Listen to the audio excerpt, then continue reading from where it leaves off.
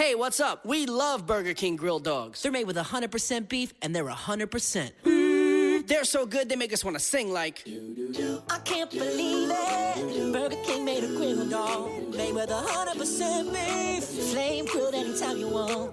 You can try it in classic or chili cheese. Flame grilled and made with 100% beef, starting at just $1.99. Get a grilled dog now at participating Burger King restaurants. Flame grilling hot dogs since 2016. Price and participation vary.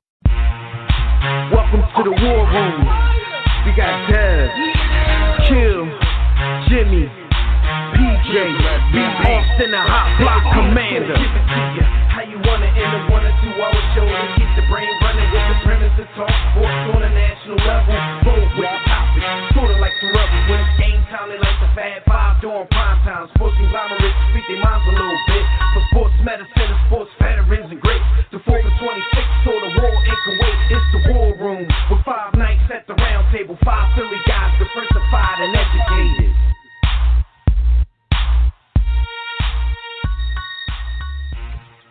Yo, that theme music. What up, my good people from War Room Land? You are once again live in the War Room, brought to you by War Room Sports on the War Room Sports Podcast Network. I'm your boy, Devin McMillan. I'm at the round table with my guys. We got Jimmy the Blueprint and B. Austin the Echo Chamber. We've entered that dead zone of the summer where the really relevant sports topics are a bit lacking, but y'all know we always come through. So be sure to keep it locked right here for the next 2 hours as we discuss an array of hot topics in the world of sports and entertainment. And if you want to holler at us throughout the show, you know what to do. Join us right now in the JW Philly Realty chat room at blogtalkradio.com/The War Room, or join us on Facebook or Twitter at War Room Sports. You can also call us directly in about 30 minutes when we open up the Digital Extreme Tech Hotline. That number is 323-410-0012. Quick reminder before we get started, like we always do about this time, when we're not on the air, remember to check out the greatest podcast network in the known universe. Besides our own critically acclaimed podcast, on the War Room Sports Podcast Network, you can also listen to shows such as the Broad Street Line with the homies Roy and Chris, the Tissue and the Tape Hip Hop Show with Phil and Tavad, the No Look Pass Podcast with Frank and Andy, After Further Review with the Mayor, the Mad Scientist Sports Lab with Nick and Andrew, John Appetit with the Burtons, and a whole lot more. Just visit warroomsports.com, click the WRS Podcast Network tab, or you can listen on your War Room Sports mobile app, which is free, or on iTunes. What's good, fellas? Echo Chamber, what up? Man, I'm alive, y'all. I wanted to make sure that our listeners, our audience, and especially you good brothers and my wife and children know that I made it through another day. I'm here, I wasn't really dodging raindrops because it's not raining, but, the bullets are flying. And as was proved in Florida recently, you can comply and you can still die. Yeah, man. Florida wasn't the first time that it was proven, but that was egregious, man. That was egregious. But Jim? How about you? Hey, man, I'm just chilling, man. Just trying to stay out the way, man. Out here watching this Republican convention, and it's so entertaining to me, yet sad and crazy because, like, this is not real. Like, what's going on ain't real. Like, somebody remarked to me yesterday while I was watching. Somebody texted me like, this is like a hoodless Klan rally. And the thing is, I generally don't get into political discussion because, to be completely honest and transparent, I don't mess with the Democrats either. Like, I ain't with that either. I'm saying FOH to both of them. But at the same time, just to see how far apart this country is kind of scary. I feel like I need to wake up. Like I'm in this movie in this dystopian future, and like, it's crazy, cuz. It's crazy. It's crazy, man. Yeah, it's a lot of craziness, a lot of foolishness going on in the world right now, man. America, man, from one perspective, it's a funny place, but there's so much serious stuff going on. It's like you get to a place, man, where you can't even laugh at it anymore. It's a true story. You got Biff Tannen from the alternate 1985 who might end up being the president of the United States. Like, can y'all imagine that? Come on, man. It's so embarrassing in the grand scheme of things. It's like when we look back at this 30 years from now, I'm like, what were you thinking? But the thing is, I laughed at the RNC convention. No, but the thing is, look at the alternative, though. The only thing that I'm holding out hope for at this point, because I'm not a fan of Trump. People didn't. Wait, hold on. Slow it down. Brother, you giving them bars. You got to slow it down. See, 'cause some of our listeners didn't peep what you just said there. Peep the alternative, as in the alternative to Trump. Yeah, we shoot at everybody that's doing it. Everybody can get shot. I'm not a Hillary fan. Yo, the one thing I'm holding out hope for is this, though, right? It's the only thing I'm holding out hope for. I'm not a fan of Trump. I'm not a fan of his nominee for vice president. I'm holding out hope that Hillary does justice to the vice president. Maybe she could pick somebody that I have an inkling of, caring about. Maybe that's it. But, I doubt it. Cause, the hotness would be if she got Bernie to run with her, but we all know that that's not going to happen. They're not going to put aside. No, they're too far apart on what they believe in. So Bernie would never do that anyway. Hillary might try just to pander to the people, but Bernie is way. Yo, keeping it sports related though, they were saying there was rumors that she was trying to get Mark Cuban to run. You, Donald Trump versus Mark Cuban. That would be I would like to see this show. But all I'm saying, man, billionaires who say what they want because they feel like they got enough money to say what they want. Yo, my thing, man, buy their way out of it. Yo, I'm a Donald Trump fan though. Yeah, I used to be. Only realize. Big Austin likes him for entertainment because he's also the echo chamber, which means he's not about like the privilege and the supremacy, but at the same time, Big Austin finds him utterly entertaining. Yo, I love dude because they're the people that are kind of in the middle and politically correct, but behind closed doors they what they really about. Like they can't justify the reason why they support this dude because he's a caricature, and so I just find it entertaining. He will say and do anything, and furthermore, going deeper. It reveals where our this country. I was about to say ours. Excuse me. He's breaking voter records because they feel empowered by him. Yo, it's the greatest. The God Chris Rock had the joke that said that they've invented an app that'll let you know if you have racist friends, and that app is called Facebook. And what's so true about that is like. Due to like real estate and business relationships that I've formed over the years, I have a lot of friends on Facebook who are, Europeans or what have you, or just conservatives in general, because all of them aren't Europeans. And throughout this process, you see a different side of them. Like I know them through business, so we never really had a chance to talk politics. Yeah, you never saw it. So now you see it. Shout out to all the black white supremicists. Shout out to the Negropeans. You know what? Look at my African American over here. Look at him. Are you the greatest? Do you know what I'm talking about? I love him. Yo, he got African Americans. He got his own African Americans. Like, and the thing about it is, that's not new. Now that I see how the country started. Yeah, true story. And now that I see it, like, I refuse. I know a lot of people have just been like blocking and deleting people. Like, I don't do that. Like, I love to see how people think. I don't comment on a lot of it, but I just like to see it and be like, "Yo, you really believe that, or you really feel that way?" Especially with the Negropeans, boy. I just look at them and I'm just like, "Yo, y'all gotta stop. Y'all gotta stop." What about black on black crime? Anyway, man, let's get into this show, good brother. All right, y'all. Let's talk about what happened this week in the world of sports. Y'all were on the grind. And On the Grind is brought to you by DirecTV. If you like a better TV experience than cable has to offer, including that vainglorious NFL Sunday ticket, which you will need in about a month or so, make sure you go to our website, warroomsports.com. Click on that DirecTV logo. Order yourself a better TV experience at a discounted War Room Sports sign-up rate. If you call yourself a sports fan, then you got to have DirecTV. Matter of fact, DirecTV is scheduled to come to my house tomorrow, grabbing them new wireless Genie boxes. So, man, I'm going to have like 16,000 TVs in this joint. We're going to have a sports bar up in here. It's going to be called the War Room. All right. Y'all, man, Adrian Broner is back in the headlines.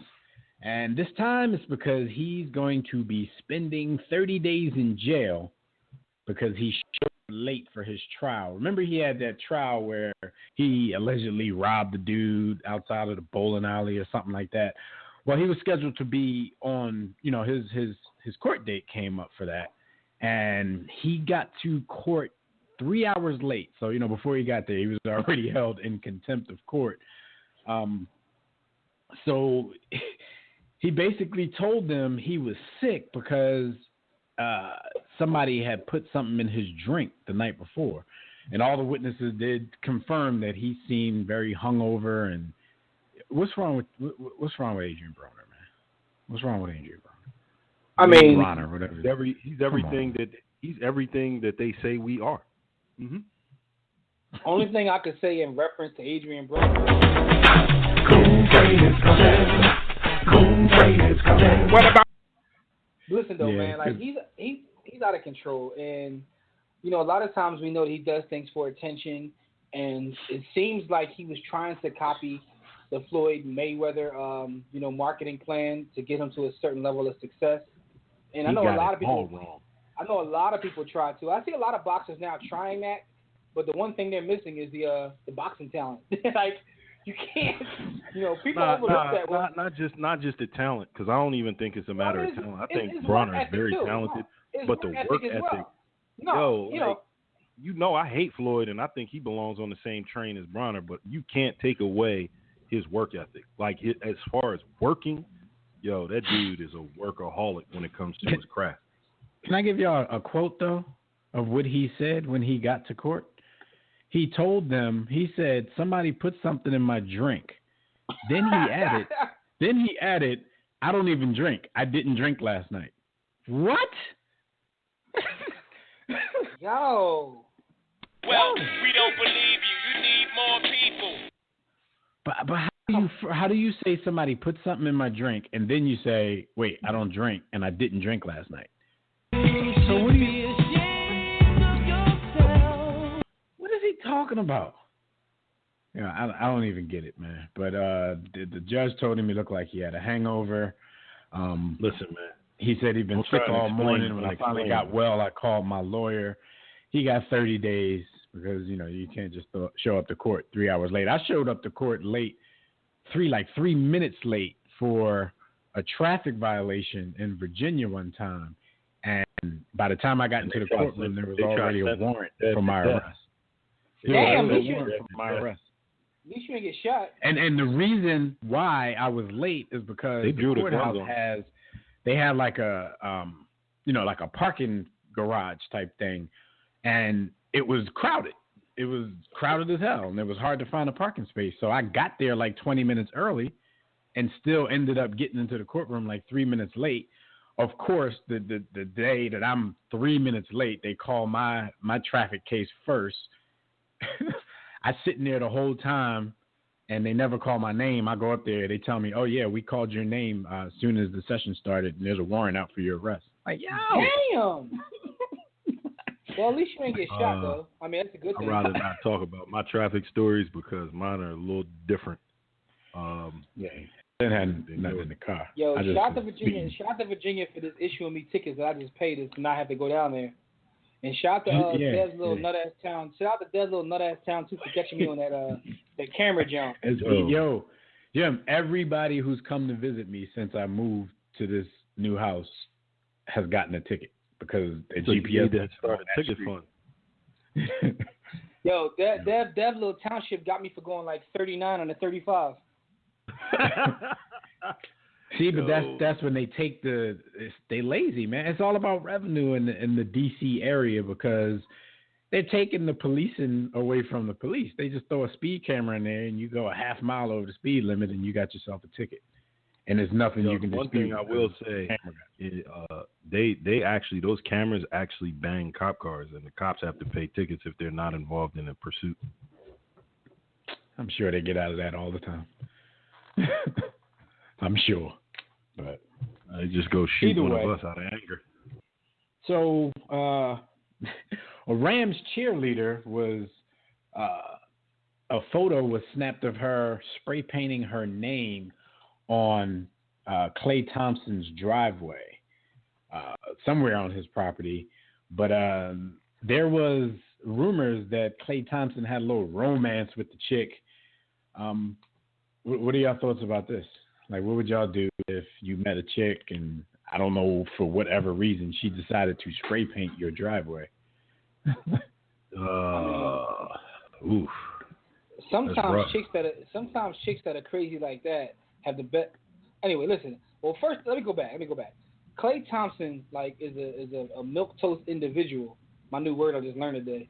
So, like, this doesn't shock me. And also, Klay Thompson has had a lot of pictures in this off season, which started, about a month ago or so, where he's out just partying, drinking. Like, what's going on with Klay Thompson overall? Outside of this story, like, I'm gonna tell you. Really I'm gonna tell you exactly what's going on. Klay has been repressed. Like, I don't know if y'all remember when he signed his NBA contract. His dad took the money and said, "Yo, you get an allowance. You get like $500 a day." But that was Klay. Actually, Klay decided he wanted to do that. That's what they say. That's what he said. Okay, well, I mean, maybe he did the right thing. That's what they say. So he's having his coming out. He's having his coming out party. Pause. No. And he's trying to enjoy and be all he can be as an NBA professional athlete. He's reached out probably to Earl, reached out to Swaggy. Hopefully he don't reach out to Gil, but he's reached out to a few of the party folks, and he's got some counseling, and they told him some things he could do. Hopefully some of the more militant brothers have woken him up and said, "Look, I know your mom, what she looked like, but it can't be." Because some of their dads and brothers you must have seen the pictures of him partying. Yeah, I did all three of them. It's strictly Kyrie Irving photos, dog. Strictly a Kyrie Irving boat party. Absolutely. Listen, he after some further research on the topic, they say that Klay said that this wasn't a new picture because they're in Vegas training for the Olympics, so a lot of people thought that she may have been defacing his property while he was away for some reason. But the photo is from a party that he threw. And on a particular night, he said he just met that chick that night. She was a guest of a guest, but heard it was a really wild party. And he didn't mind the chick feeding up his driveway because the patio is set to undergo renovations anyway. So Klay was with it. So he got a little something for action. Told him, or he probably got a little action for, the defacing of his property. Or she probably felt comfortable after they did whatever they did that she could just go out there. Man, she had some kielbasa. Do whatever. All right. Yeah. So that's Klay's story. He's saying that, he was there. It was cool because he's about to renovate that part of the property. So all is well. But speaking of property, your man Jeff T, y'all know he got traded back to his hometown of Indianapolis. Well, when he got drafted by Atlanta, he had decided that he was going to live in Atlanta. So he bought his parents a home in Indiana. So now that he's back, you can't kick the parents out the home that you bought him. So he's going to live at home this season, but he's going to live in the basement of the home that he bought. Good way to He's a good young boy. He's a good young boy. Basement probably 4,000 square feet. But I know, right? About it is, how often is he going to be there? Like, he probably is going to, be on the road most of the season. He probably has broads in Atlanta with credit cards and the scammers, and he probably is going to spend a lot of time there. Yeah. So I don't even know if this is it's no big deal. People try to make it a big deal because of basically athletes going broke, and they go broke. It's such a frequent a frequent occurrence that when you see someone doing anything that suggests they're saving money, it becomes a huge story. Mm-hmm. It'd be like, yo, Ben Simmons shots at Target. You like, so? Right.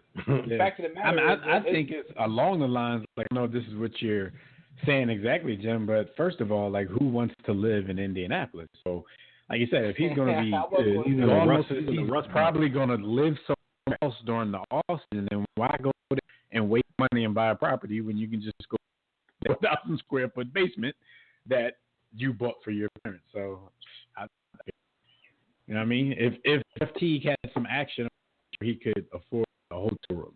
So it's all good. And probably wouldn't even need to. Like I said, I'm pretty sure the house is big enough for him to do whatever he needs to do without disturbing his peoples. So shout out to Jeff Teague for saving a little money and not doing anything unnecessary. I live in Indianapolis. Shout out to my people from Indianapolis. All right. Adidas CEO was throwing a little bit of shade at Under Armour, specifically their athletes. He didn't name anyone by name, but you know how Nike has always been in prime competition, but now, you know, Nike's still at the top of the hill. They have competition at number 2 from Under Armour. Under Armour actually surpassed them and is number 2 in apparel, at least here in the United States. So their CEO, how Adidas, they've had a meteoric rise in the past quarters. They've been signing some good athletes. They've been doing a lot of things for the culture and stuff like that. So he goes on to take a shot at Under Armour. Like, yeah, they sign athletes, but a lot of their athletes are milquetoast. Yo, can either of you brothers tell me what the hell milquetoast is? Yo, I can now just because I saw that and I Googled it. Yo, just to get some clarity, like I thought they were saying that that Adidas was now number 2 because of the rise. Maybe they're not. I don't know, but he definitely was throwing shots. But I looked up milquetoast when I saw that, and it means like a timid person. You know what I mean? Someone who really doesn't have a personality. They're just very timid and quiet. Sneaker beef. And I thought my vocabulary was like that. And for everybody out there, the word is spelled MILQUETOAST. Those fancy QUE instead of a MILK. I thought milquetoast was when you had a Myra and you ejaculated on it. Never mind. Come on, man. All right. Yeah. I mean, sneaker wars, not just sneakers, but apparel wars are interesting. It's getting kind of like the cola wars. You know, Coke and Pepsi take shots at each other all the time. It's nice to see the Under Armour story. And Lord knows they did a good thing by signing Misty Copeland because her flexibility is amazing. But when you look at Adidas' global roster of athletes, come on, man. Under Armour can't mess with Adidas, man. They can't. No. Not on a global tip. In the U.S., definitely. Yeah, but here's the problem they're going to have. The global tip, who's messing with them? And here's the problem they're going to have, and you know, it's not just me making this up. From everything I read, their problem is they can't find that next guy. So you have Steph, but you know, now what? You know what I'm saying? Like, right. You know, Nike gonna had follow it up? Yeah, like Nike had the sellout ball, but after that they ended up with Barkley. Like they ended up with everybody pretty much. Nike had people lining up at the door to. Yo, yeah, that's the thing. Nike has been able to sustain because they got Michael Jordan and still has Michael Jordan, but like you said, they've had a long list of other athletes lining up at the door product as well. So the fall off for them was never imminent. Yeah, but because it's to the point that where there are athletes that literally take less money to go with Nike. Yo, Nike is like, you know, what the NBA is. Shout out to Kevin Durant. Super team. Yo, catch super team with Nike though. Kevin Durant took less money than super team with everybody. Nike. Yo, Kevin Durant took less money with Nike. He took less money to go to. Yes, yo, shout to KD, man. Ain't about the money for KD, man. Silicon Valley, man. He's going to invest in companies. Yo, my man Melo ain't taking less money for nobody though. Melo's like, look, I'm gonna stay here losing, but I'm gonna get paid. I ain't mad anyway, at Melo. Shout to Melo. He talked about how they were close to getting Dwayne Wade a couple weeks ago, but didn't happen. Yeah.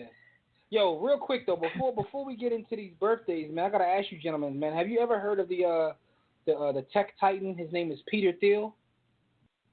Well, anyway, I don't know that boy. No, listen though, he's the founder of PayPal, so he's like a billionaire boy. He that boy.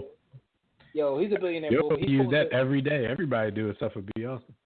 Listen, but yeah, shout out to B. Austin and his allegiance to Google Wallet. But listen though, Google Wallet in the building, cut the check. Yo, but he's speaking tonight at the convention, and they said like the big news breaking is he's going to announce that he's gay in front of the whole RNC. So, yo, I'm telling you, but I'm telling you, this is nothing but like this is like pure entertainment, man. So I'm dying to see the response. I love the Republican National Convention, man. This has been me too. Love it. I've been very entertained over the last few nights, and I will be tuned in tonight to see this. The only convention better than this is the one with Frank on House of Cards. Like, other than that, like, this is good. I just want to see, I want to see the response when he openly says that. I want to see if they boo him or not. See how real they keep it. Let's see how real they keep it. Anyway, that's a great point because the Republicans stand on Middle America Christian Protestant values. So this is going to be real interesting. Yeah, how about they escorted Ted Cruz's wife and family out last night because dude went up there and didn't endorse Donald Trump? Because his last name was Cruz? Oh, well, hold on. My thing with Ted Cruz, I'm not a Ted Cruz fan at all. But that was G. It was disrespectful, but it was G. What kind of gonad you gotta have to do that though? Exactly. I mean, because it was real disrespectful. This is basically this dude's party. You know what I mean? It's like somebody coming to your house to celebrate your birthday party and then don't speak to you. My man Trump had everybody there, yo. He had the detractors. He had the Nazis. He had chicks up on stage saying Heil Trump. Yo, my man Trump was getting it. Listen, man. That's like someone coming to your funeral, getting up to give a eulogy and start spitting real crazy, dirty bars about you. That's the analogy there. Like, yo, he was a piece of trash. Like, yo, that's the analogy there, man. So this whole convention has been very entertaining. So I want to see if they keep it funky. But just like, my thing is though, why his family had to leave because he didn't really say anything negative. He just didn't acknowledge the dude, and everybody's there to acknowledge him. So they Donald Trump wife out. They said everybody in the audience was calling the wife names and all that kind of. They turn on you quick because they were just cheering the dude. And then at the end of the speech, when they realized like he gonna say this whole thing and not acknowledge the candidate, they got rocking up in there. And then Donald, he walked out during it, so he made it even more entertaining because he walked out the tunnel like he's Ric Flair or something. Yo, I'm loving it. Yeah, all right, man. Who's having a birthday, man? I'm all the way with you, man. Shout out to Donald, man. I hope you don't win, but shout out to you. Yo, man, can you imagine how much fire all like the comedians and stuff will have over the next 4 years when Trump wins? Like it's gonna be like just pure comedy. Like I don't know what our country's gonna like. What's up with our country? But from a pure comedic standpoint, it's gonna be really entertaining. Y'all staying here with me? Okay, sincere. Let's go to Africa. Yo, anyway, it's time to get some birthday shout outs. I can't afford to move around the corner. Y'all talking moving out the country. I'm staying. I'm going underground, dog. It's time to tool up. When Donald Trump and his administration further oppresses me, how the hell am I gonna have money to move somewhere? Yeah, no doubt. And he's gonna kick out all the dudes Dev get to do work for. Anyway, listen, the birthdays are brought to you by Digital Extreme Technology. Do you and your business need a custom website? Well, for dynamic, professional, and most of all, affordable custom website solutions, go to Digital Extreme Technologies. We can give you the hookup. And if you don't have all your money up front, financing options are available. Y'all got to chill with these little Wix sites. Your Wix site is whack. And if you have a Wix site, that means that your father cries at weddings. So get you a Digital Extreme Technology site. How do you do that? Visit digitalextremetech.com or call 267-205-4203. Tell them War Room Sports sent you and get hooked up. It's time to give out some birthdays. My birthday, yay! Hey, you said time to give out. I thought somebody was in the studio. Oh, birthday shout out. Oh, okay. So I mean, yeah, I know you got a little slang there. You could have been saying something else.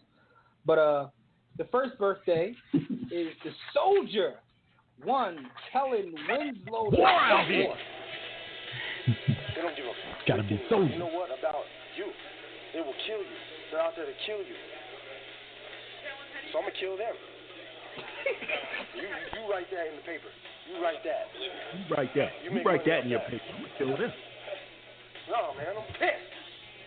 All y'all Y'all take this down. I'm pissed, man. We don't care about nobody except this you. We don't. If I didn't hurt him, he'd hurt me. They're gunning for my leg. I'm gonna come right back at him. Soldier. Shout out to the soldier. It's his 33rd Yo, birthday. Kellen Winslow Jr. is angry, man. Shout out. Yo, that's what them roids do to you. Shout out to Kellen Winslow Jr. And he man. come from milquetoast though. He not even. Never mind. Listen, man. It's about that you, man. He don't care about nothing else, man. It's about that you. You know what I mean? Anyway, next birthday is one CC Sabathia turns 36. The baseball legend. Damn, CC. CC I getting know old, CC's yeah. that old either. I know CC's that old either. Also, Tamika Catchings turns 37. Who knew she was that old? Yeah, everybody old. Tamika Catchings, remember she lived in Italy at the same time Kobe did because her pop was playing in Italy just like his pop. So I figured since Kobe about the same age, you know what I mean, 37, 38, I figured she was that old too. Yeah. But shout out to Tamika. You think Tamika let Kobe catch it? Never mind. Anyway, David Carr. He wasn't interested. They was young. They probably rubbed pants just cause. Yo, y'all bugging. Yo, anyway, David Carr. Trouser friendly kiss. David Carr turns 37, man. What y'all remember about David Carr? David Carr would have been a great NFL quarterback if they didn't trot out there with only skill positions and no linemen. Yeah, David Carr, I just think he got the most unfair shot at the league in league history. But hey, you were a number one pick. You made some nice money. I'm not for you. Yeah. Anyway, man, shout out to David Carr on his birthday. And the legend turned 65, Doug Collins. Salute to Doug Collins who turned 65. It's my birthday. Yay! Yeah, Dougie. Yeah, we like to give a nice big war room salute to all these folks on their birthday or their birthday week. Before we move further, Dev, tell everybody how you can get in touch with us. Yes, sir. Screen Team, my brothers. Check out our website, warroomsports.com. While you're there, take your time, look around, click on the Contact Us tab.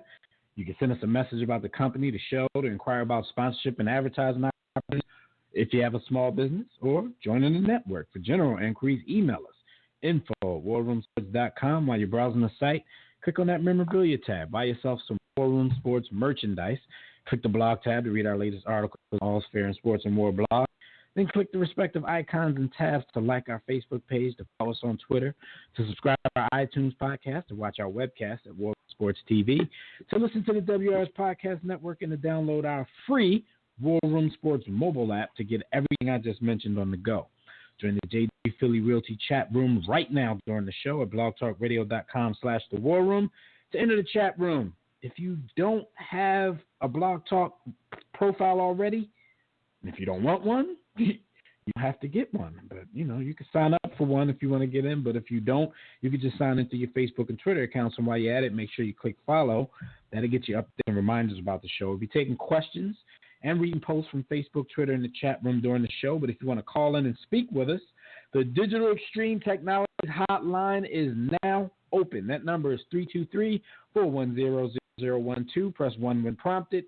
If you're already listening from your phone, just press 1 if you want to talk. And I think we already got somebody on the line. Okay, we got mad scientists on the line. We're going to get to the mad scientists in just 1 minute after Jimmy tells everybody who the topics are brought to him by.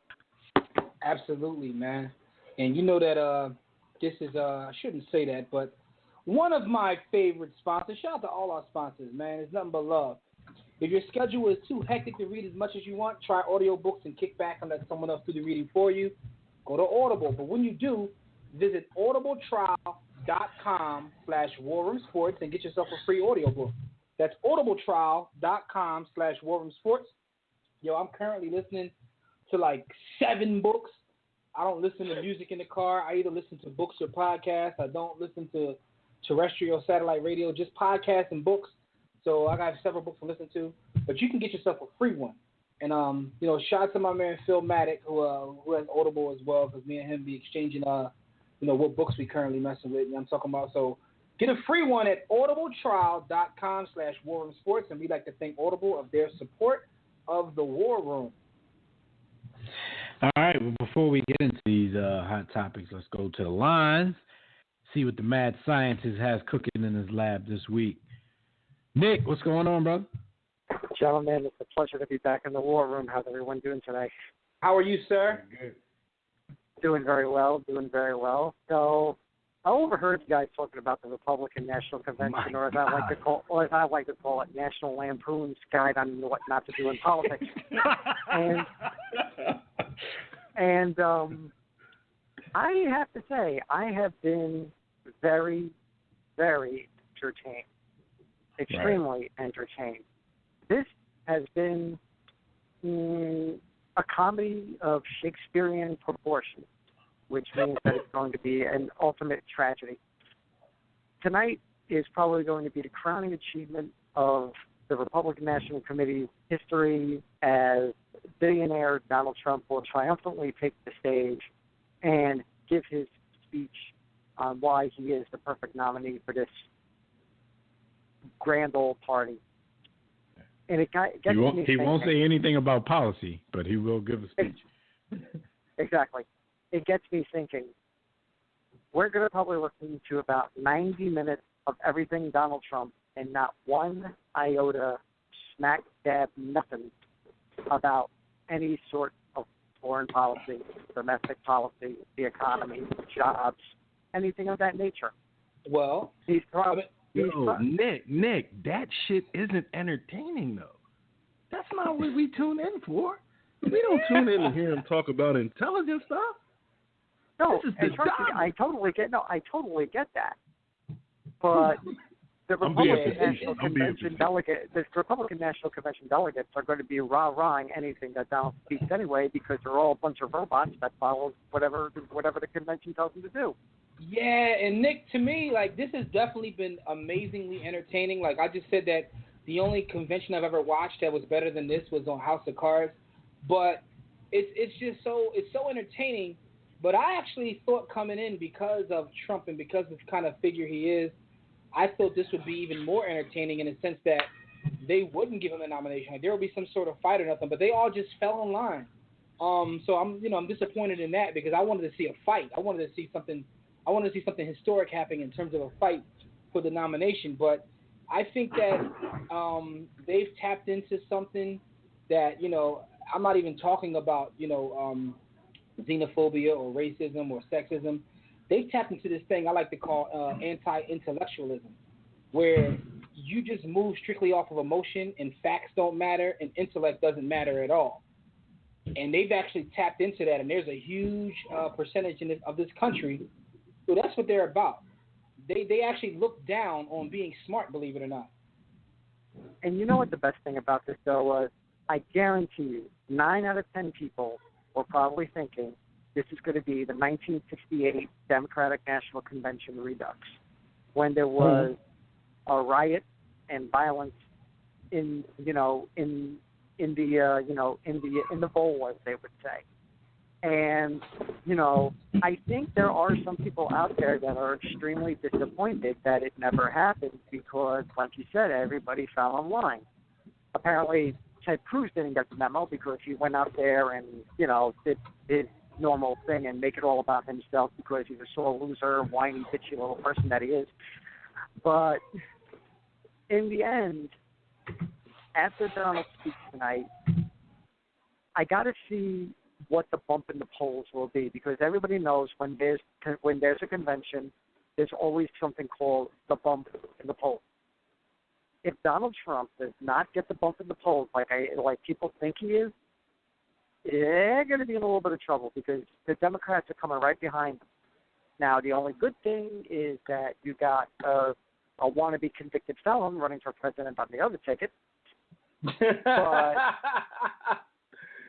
But when it comes down to it, this election cycle will go down in history as one of the craziest, nuttiest, most unbelievable election cycles of all time. I agree. And I'm going to sit back with popcorn tonight and a beer, and I'm going to it's going to be like a good movie. Yeah, And I you know agree. what that movie? And you know what that movie title is going to be? What's that? Trainwreck. All right, Nick. This man, time thanks not for your featuring call, LeBron man. James. And Nick, before you go, tell the people how they can hear your amazing show, which does air in the War Room Sports Podcast Network. But tell the people how they can hear you live. Well, I'm live every Saturday night from 10 p.m. to midnight on Saturdays. You can listen to me and my co-host, the Nutty Professor Andrew Glukov. This week, it's going to be a little bit more of a somber tone because this is going to be a memorial show. For all those that don't know, our good friend LaShawn Encarnacion passed away about 6 months ago, and we never probably gave him the send-off that he deserves. And LaShawn was a brilliant writer, a good radio host, and he was taken from us way too soon due to cancer. And Saturday night, a bunch of us from the old networks are all getting together for one night only to wax poetic about our good friend LaShawn Encarnacion. So it'll be good listening. There may be a tear shed. I don't know. It depends on how emotional people get. But I will say it will be a good time, and it will be fun remembering all the good times that we had with him at all the sites that we belonged to back in the day. Cool. I'll be tuned in, definitely. All right, guys. Have a good night. All right, Nick. Thanks, Nick. Take it easy. And rest in power to her. All right. So, look, man, the WNBA has fined 3 teams and a bunch of players for wearing black shirts as in place of their warm-ups, and they're doing this in protest of all the violence. You know, the black guys being shot and killed by the police being shot and killed in Dallas and then also in Baton Rouge. But the league fined each team $5,000 and each player $500. Even though their salaries are nothing in comparison to NBA players, it seems like this was just a little bit of a slap on the wrist, maybe saying, okay, we had to do this because of the uniform violation, but we're just going to give you a slap on the wrist. What do you guys think? Could they have just looked the other way? Some of them make like 25 racks a year. Like, their salaries is weak. Yo, 500 is heavy. For them, 500 is heavy. I mean, not for all of them, but yeah, I get what you're saying. Yeah. So, what do y'all think though? Do you think that they should have or could have looked the other way, or is a quote unquote uniform violation something that they had to fine them about? They had on Adidas shirts, and that's the brand that they're supposed to have on, but just not the shirts. Yeah, like it's weird, man, because I understand that rules are there for a reason, but we're living in unique times, man, and you know what are they really doing? I mean, they're wearing a black Adidas shirt. Like, seriously, like, who are they hurting by that? And I know some people say, well, the rules are the rules. You stick to the rules. There's always exceptions to the rule, and the fact of the matter is, this is something they can get away with. Not only actually going through with that and wearing it, but you know. Not only are the rules not the rules, but it's very critical and important that we always look at what's called the spirit of the law, and whether or not justice is being represented behind the law. You know, so to those that say rules are rules, I would go to the highest document of this land. I believe it was Amendment 2 or Amendment 3, Article 1, one of the sections or clauses where legally human beings of African descent were considered 3/5 of a man or 3/5 of a human being. And that was a law, you know. So the people that say the rules are the rules and the laws are the law, I always point to what's the spirit behind it, and where laws conflict with justice and righteousness and goodness, then you got to scrap them because laws are imperfect. So rules are the rules. We definitely don't subscribe to that here. I find it interesting that the league took that stand, and I have to wonder, and it's completely conjecture on my part, but if they had decided to wear rainbow shirts or something in support of alternative lifestyle, would the league have come down on them or decided to essentially punish them for making a socially conscious statement and supporting human rights, in support of fighting human rights violations. So I always kind of wonder. Well, I don't know how fair the executives of the league are, but from the language that they're using, they would have had to because like I said, the shirts were even Adidas brand, which is the brand of, the outfitter of the league. But the WNBA rules, quote unquote, state that uniforms may not be altered in any way. But there's a difference though, because they'll probably have like a week for honoring LGBT community. You know what I'm saying? So they'll probably get to do that for like a week with the permission of the league, because it'll probably, how the NFL does October, they do the pink for the breast cancer. Yeah. Like they probably have a few days or a week set aside to do that for the LGBT community. Good point. You're not going to have that for the black community. But, you know what I'm saying? But I get your point. I mean, during Black History Month, the Sacramento Kings just put out pictures of baboons, but I mean, that's either here nor there. But B. Austin, I get your point. But here's the difference in that. The difference in that is, right, and we're partially to blame because of our lack of unity. A lot of times people say you'll never have lack of unity for X, Y, Z, but it doesn't take all, right? When you look at the way the LGBTQ and all the other letter community, the way they move as one united front, and it's not all of them, but it's enough of them that they actually get things done. We don't need all of us. We need just a certain amount of them. They move in an economically united front. Absolutely. When you have a two-person household where both husbands or both wives are. Never mind. Go ahead.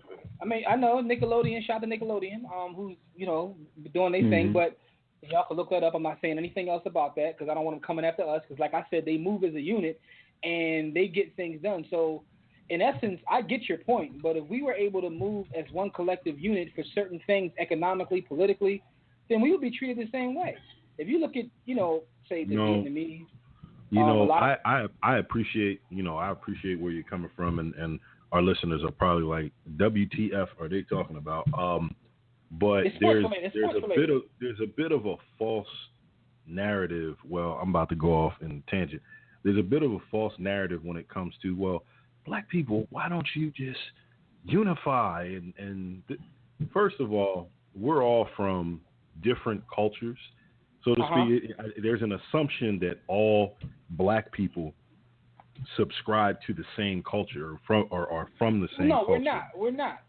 We're definitely not. That's false. There are unifying experiences, but it's almost as if our oppression is what unifies us versus it being a natural or organic growth into culture. And that's not to say that LGBTQ Let me say this though, right? We don't have that one unifying thing, whether it be a religion or a language or something of that nature that other cultures have. But at this point, we've been in America so long that we do, essentially have a culture of being an African American and have certain things that are similar, and that's still no excuse, right? Because even being LGBT, they have sexuality, right? But they all don't move the same with everything else. The way people always say, well, our culture's been taken from us when we were brought over here, yada yada yada.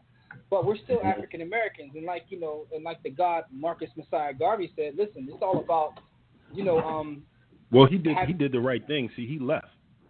He rolled. Well, no, actually, he didn't leave. He was sent away. But that's either here nor there. We can get into that another time. He wasn't trying to leave. The whole thing is, like, if you read on Marcus Garvey, he was never trying to leave. He made a statement about going back to Africa, and people took that and tried to make that what his whole plan was about, and that necessarily wasn't it. He was trying to unify people of color all across the world, because we always look at ourselves as being a minority, but we're really not the minority if we actually come together. But that's either here nor there. This is went way off. This is about them wearing those shirts. My point is, if we were able to move as a collective unit, because African Americans are the only, race that has no political action committee. Did you guys know that? We're the only one that doesn't have one. So if we were able to move like unified anyway, those kind of things wouldn't have happened. But again, you're going back to African Americans, and I do believe that we should have looked into that. I think maybe the time has passed on that. But when you go to ethnic groups, like you say Jews, they have an established Jewish culture. people. Yeah, I got you. Jewish people, an established culture. Damn, Miko? With a lot within it. No. But we have an established culture now, salute to the WNBA players for taking the stand, because some of them, not all of them, but some of them will eventually have sons, under whatever circumstances, and I appreciate them taking the stand in the way they did. And one of the Banana Boat, this is not the first. One of the Banana Boat boys need to pay them fines. It seemed like WNBA players kind of take a stand all the time. Like I really bangs with them. Like, and the thing is, they have much I can't watch less. their games. I mean, it like I said, these little fines hit their pockets probably harder than it hits, the NBA players' pockets. But those guys feel like they have so much to lose with respect to their brand. You just don't see it from them as much as you see it in the WNBA. But let's stay here. You know what? You know what, Dev? They're starting to wake up. Our athletes are starting to wake up because it's like it's only so much you can push and do things before people just get fed up. And you're starting to see some of the pampered athletes even get fed up. Just to the point now where it's starting to affect them. Like, I was remaining quiet. I mean, everybody but MJ, but that's neither here nor there. But, it's like they're even getting to the point now where they're getting fed up. I'm interested to see how, as things progress through the course of this year, what the Banana Boat boys do. Because, they move as a collective. So let's see what they do as the year moves on, if things remain the same and things keep continuing to happen the way they are. Well, look, keeping it here, first of all, those type of guys, they definitely should be leading the way, because some of them are in a position where it doesn't matter what you do right now. You're still going to be who you are. Your brand is going to be straight. But let's keep it here for a minute, talking about basketball, the LGBTQ community, the black community, and where each quote-unquote minority falls on the totem pole of the United States. And speaking of Michael Jordan as well, I bet you he probably would have wished that he spoke up a little bit for the gay community in this instance. The NBA, first it was they're trying. The NBA is moving the 2017 All-Star Game away from Charlotte over that HB2 bill. If you guys haven't heard about this bill, probably about it was in March, I believe. They enacted the HB2 and the issue of legal protections for the LGBT community. Basically, they were arguing over where transgender people could and could not go to the bathroom. And the NBA has taken their plight, and because of this discriminatory bill, they're going to move the NBA All-Star Game from Charlotte. They're not exactly sure where it's going to be right now, but I heard that New Orleans might be first on their list, and then the Barclays Center and Brooklyn and a couple other places are on the list. This is what's kind of ironic to me. And it further shows where we as black people fall on the totem pole of America, and for whatever reasons, like Jimmy just said, the unity isn't there the way it should be for us to make a real difference. But they're going to move such a money-making event out of a state because of a bill about transgender people going to the bathroom, but they're thinking about moving it to a place where an innocent black man just got shot by the police. So, wow. No, Louisiana. Like they're thinking about moving it. Wow. So it just kind of shows you, it further shows you like where we are in this country. I'm not mad at because the a man can't go in the bathroom with a wig on into the women's stall. They're gonna move in a chick that has had. It's just the NBA getting behind something. This is gonna look really, really good for that organization. It's a great business move for that organization. But where's their windfall of business and economics when and if they do something for the black community. So I mean, they're business. You look at it that way, and you're like, what's in it for them? You know what I mean? Yo, another way to look at this too, and the homie Corey is calling, and Corey can get you on 1 second. I just want to say the other thing that's interesting about this is they're also taking it away from the one minority owner in the entire league. I mean, although he's questionable at best. I mean, I don't know where he stands on anything. You know what I'm saying? You're trying to put him in the same category as the sheriff? Jordan is OJ with a football team. Yeah, with a basketball team. Be often. Hold on real quick, y'all. Only thing I'm gonna say about your man Mike, and I'm gonna leave it alone, is this, yo.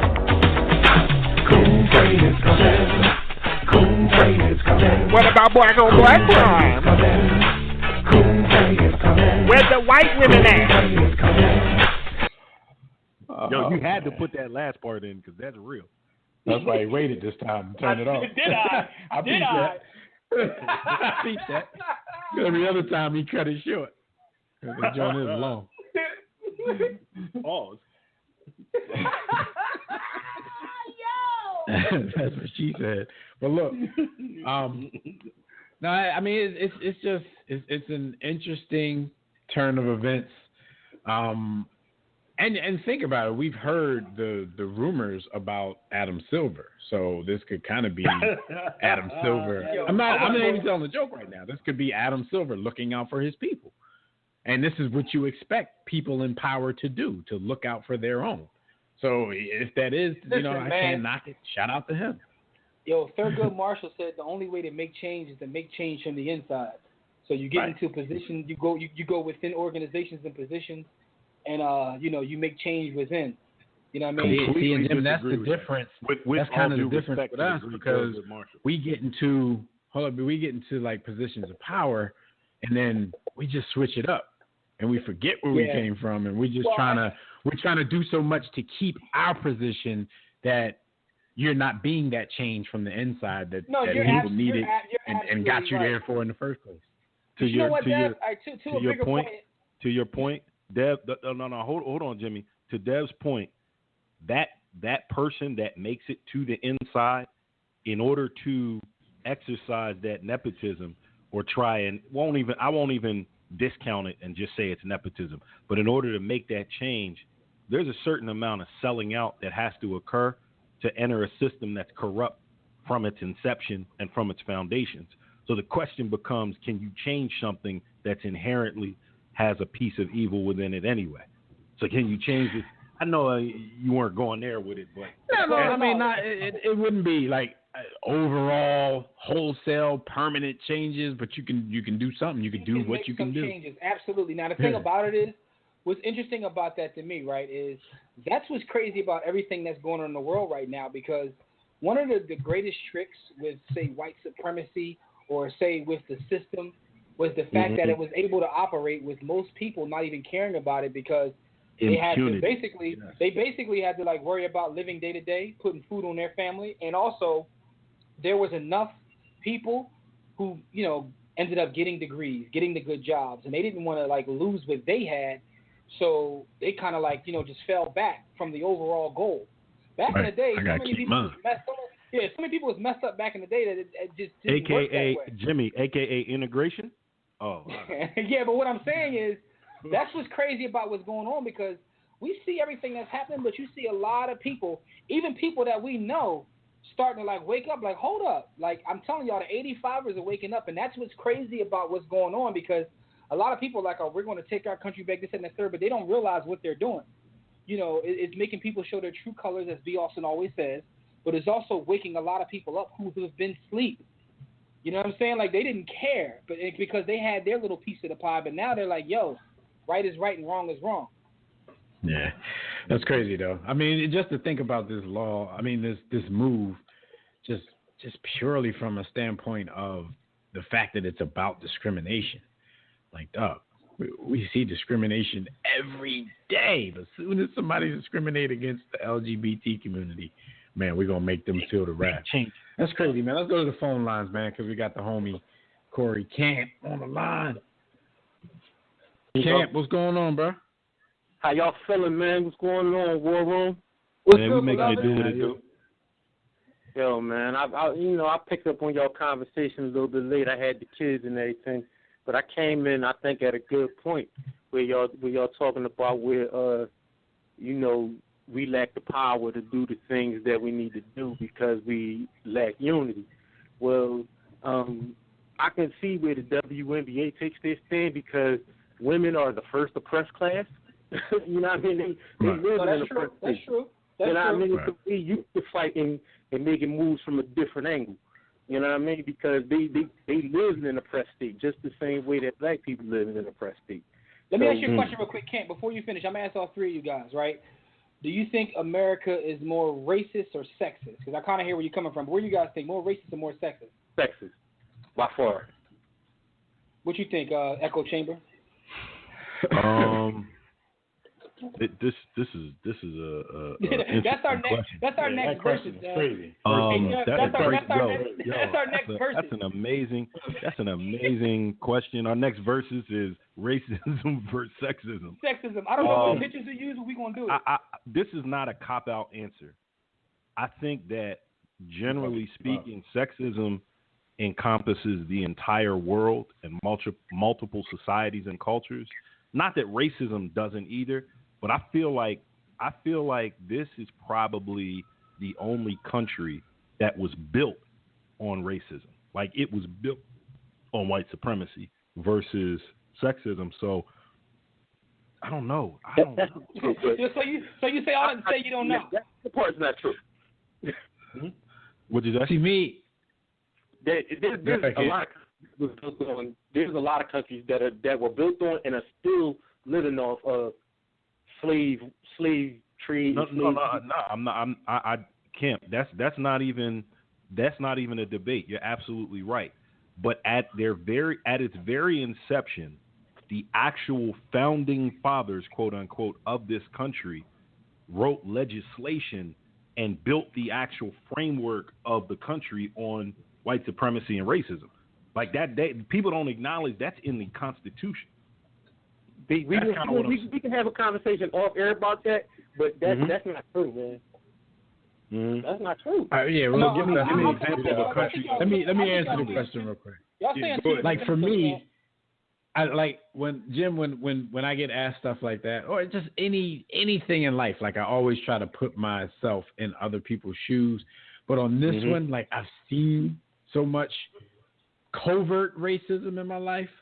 You know what I'm saying? Because I'm not gonna front like, my upbringing was like the Jim Crow South or anything like that. I mean, it might be turning to that now, but it's been so covert throughout my lifetime. But I've seen it, and plus, the elementary and middle schools that I went to, like they conditioned us so much.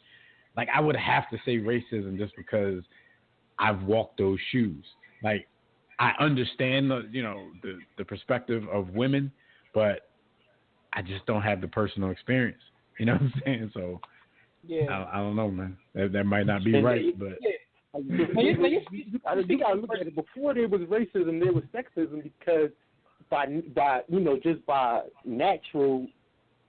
nature, men are technically stronger. Technically, right. You know what I mean? Right. You're physically stronger, not necessarily mentally. The first difference people could see was I'm bigger, stronger, and faster than you. You know what I mean? So they lived this life. They lived this life 10,000 times over before we even got to racism. Mm-hmm. So, you know what I mean? I mean, we have always like back in those days, women always had like a stay in place type fear of women. As a person who loves women, like I understand that racism is crazy, but women live in it we live in it. They definitely deal with a double-edged sword, but that was kind of my point when I said from a world perspective, sexism does exist and it permeates across multiple societal lines. Like every society does have a form of sexism. Y'all gotta say these bars when we put the verses up, man. Don't let it all out right now, man. Pause. Say these bars, man. But Cam, get back to your original point about you were saying that you think that the WNBA players that makes sense because women are on the front lines. Yeah, like women on the front lines of everything because, like I said, they live in a constantly oppressed state. So when they're making moves, they already know what the repercussions and the angles is going to be. Like they not worried about the blowback because they living in the blowback. Like they live every day. Like so, you know what I mean? Like so, your first cultural and you're like when the fight break out, the dudes always want to talk and the mom always the one that stepped to the front with the machete. You know what I mean? But that's a good point, though, because, I mean, just look at the WNBA in its purest form. That's already like a form of oppression. Like, you got their male counterparts, the league minimum making like $1 million a year, and theirs making like $20,000. So they already second-class citizens as far as basketball. I definitely get your point. Women are always about that. I mean, I have personal experiences they play 30 games, and it's about the entertainment money brought in versus the entertainment money. Like I'm not. The salaries is. I'm not worried about equal salary for WNBA players because until they like as far as revenues are concerned, they're not generating the same kind of revenue. So it's paid with the same. How could they? How would they? Going to your point, how could they ever equal the revenue? Not even going to give a chance. People not even going to give them a chance to generate that revenue. I mean, by a lot of means. I'm going to ask you this as a thing. Would you want to see an 82-game WNBA? You don't even want to see an NBA season that's 82 games. Would you want to see an 82-game WNBA? No. I don't watch the 30-game Jones because I'm a sexist. But that's what I'm saying. No, I'm just saying that lends to your point. Like, we don't even treat them as fair on a basketball level. So the revenue is never going to come because men are like, yo, we're not watching that. I mean, so it kind of plays to your point. In my lifetime, I've watched like probably 5 WNBA games from beginning to the end. That's 5 more than me. I watched the very first game. I watched a couple people retired, their retirement games, and I watched the finals of one game. Like I've watched about 5 games in 20 years, so I can't even lie and say like I'm some supreme, feminist and I love WNBA basketball. I'm just talking about women from a perspective of a man that loves women. Like I can't. No, I mean you. Ladies, this is the funny part is though, from a fundamental perspective, their game is much cleaner than the men's game. But you don't see dudes ain't jumping over each other. And banging on each other. I totally get your point. I've been in personal situations, back in the day where dudes would run and leave me, and chicks would stand right by my side like, let's have it. Where do you go?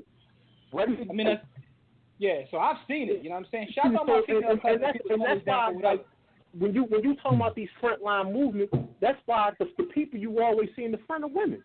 Because, like I said, they already living in they not worried about it. Like, how much more of a depressed state can you put in here?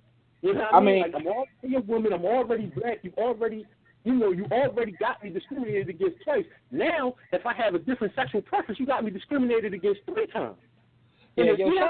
How much more of a differentiated state can you put them in? So you know what I mean? They're not having it. Like women, like when you see the front lines of all these things, there ain't no dudes standing in the front. When you look at the front lines of all those marches, check how many dudes in the front, check how many women in the front. You trying to say us black men as cowards? Is that what you trying to say? I'm not trying to say that black men. No, I'm messing with you, man. I'm messing with you. But I get your point. The warrior mentality. Listen, the warrior mentality of men is totally different than the warrior mentality of women. The women, they fight from a different perspective because they already have a differentiated perspective to fight from. Like we new to this. Like as men, like for me as a man, I'm used to being discriminated against by color, but I'm not like. If another man do something to me, I take matters into my own hands and do what I gotta do as a man. You know what I mean? Because I got a man perspective. But women got a whole different kind of. No, we get you. We get what you're saying. And shout out to all the black women out there because that's our number one demographic. The WNBA always going to be on the front lines first. They always going to be on the front lines first because they don't really care. Like they like you saying their salaries is like $100K. What the hell do we got to lose? Corey, man, listen, man, we totally get you because the women are our number one supporters. Shout out to all the women in our, our demographic. People would think that it'd be a young African American male, but 99% of our fans wear high heels. And if y'all like what Corey said, y'all can add him because I know a lot of women are listening to this, enjoying what you're saying right now. But I totally get your point, man. I totally get your point. But shout out to the WNBA players anyway. Yeah, man, we appreciate you, Camp.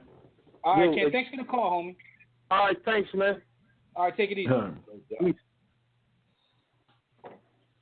Camp gonna get some box offerings. You already know, like women love our show. They probably like, who this Corey guy? Yo, we gonna, hit us up at War Room Sports. We gonna put you down with Corey, man. Corey is, probably got him some new chicks. But shout out to the black woman, man. The black woman is God. But anyway, we got another call on line, calling all the way live from Brooklyn. We got the homie Bryce from Brooklyn on the line. Bryce, what's good?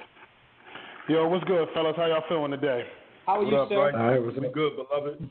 Yo, I'm good. I'm really respect the conversation we having today, man. That's good stuff. Appreciate that. Appreciate it. Man, so, we appreciate you. Yeah. So, it's funny in terms of, I like what someone was saying just about, if you're going to talk about global, racism here in America compared to thousands and thousands of years, is fairly new. So, racism is, American based on like it was said, white supremacy, anti-blackness.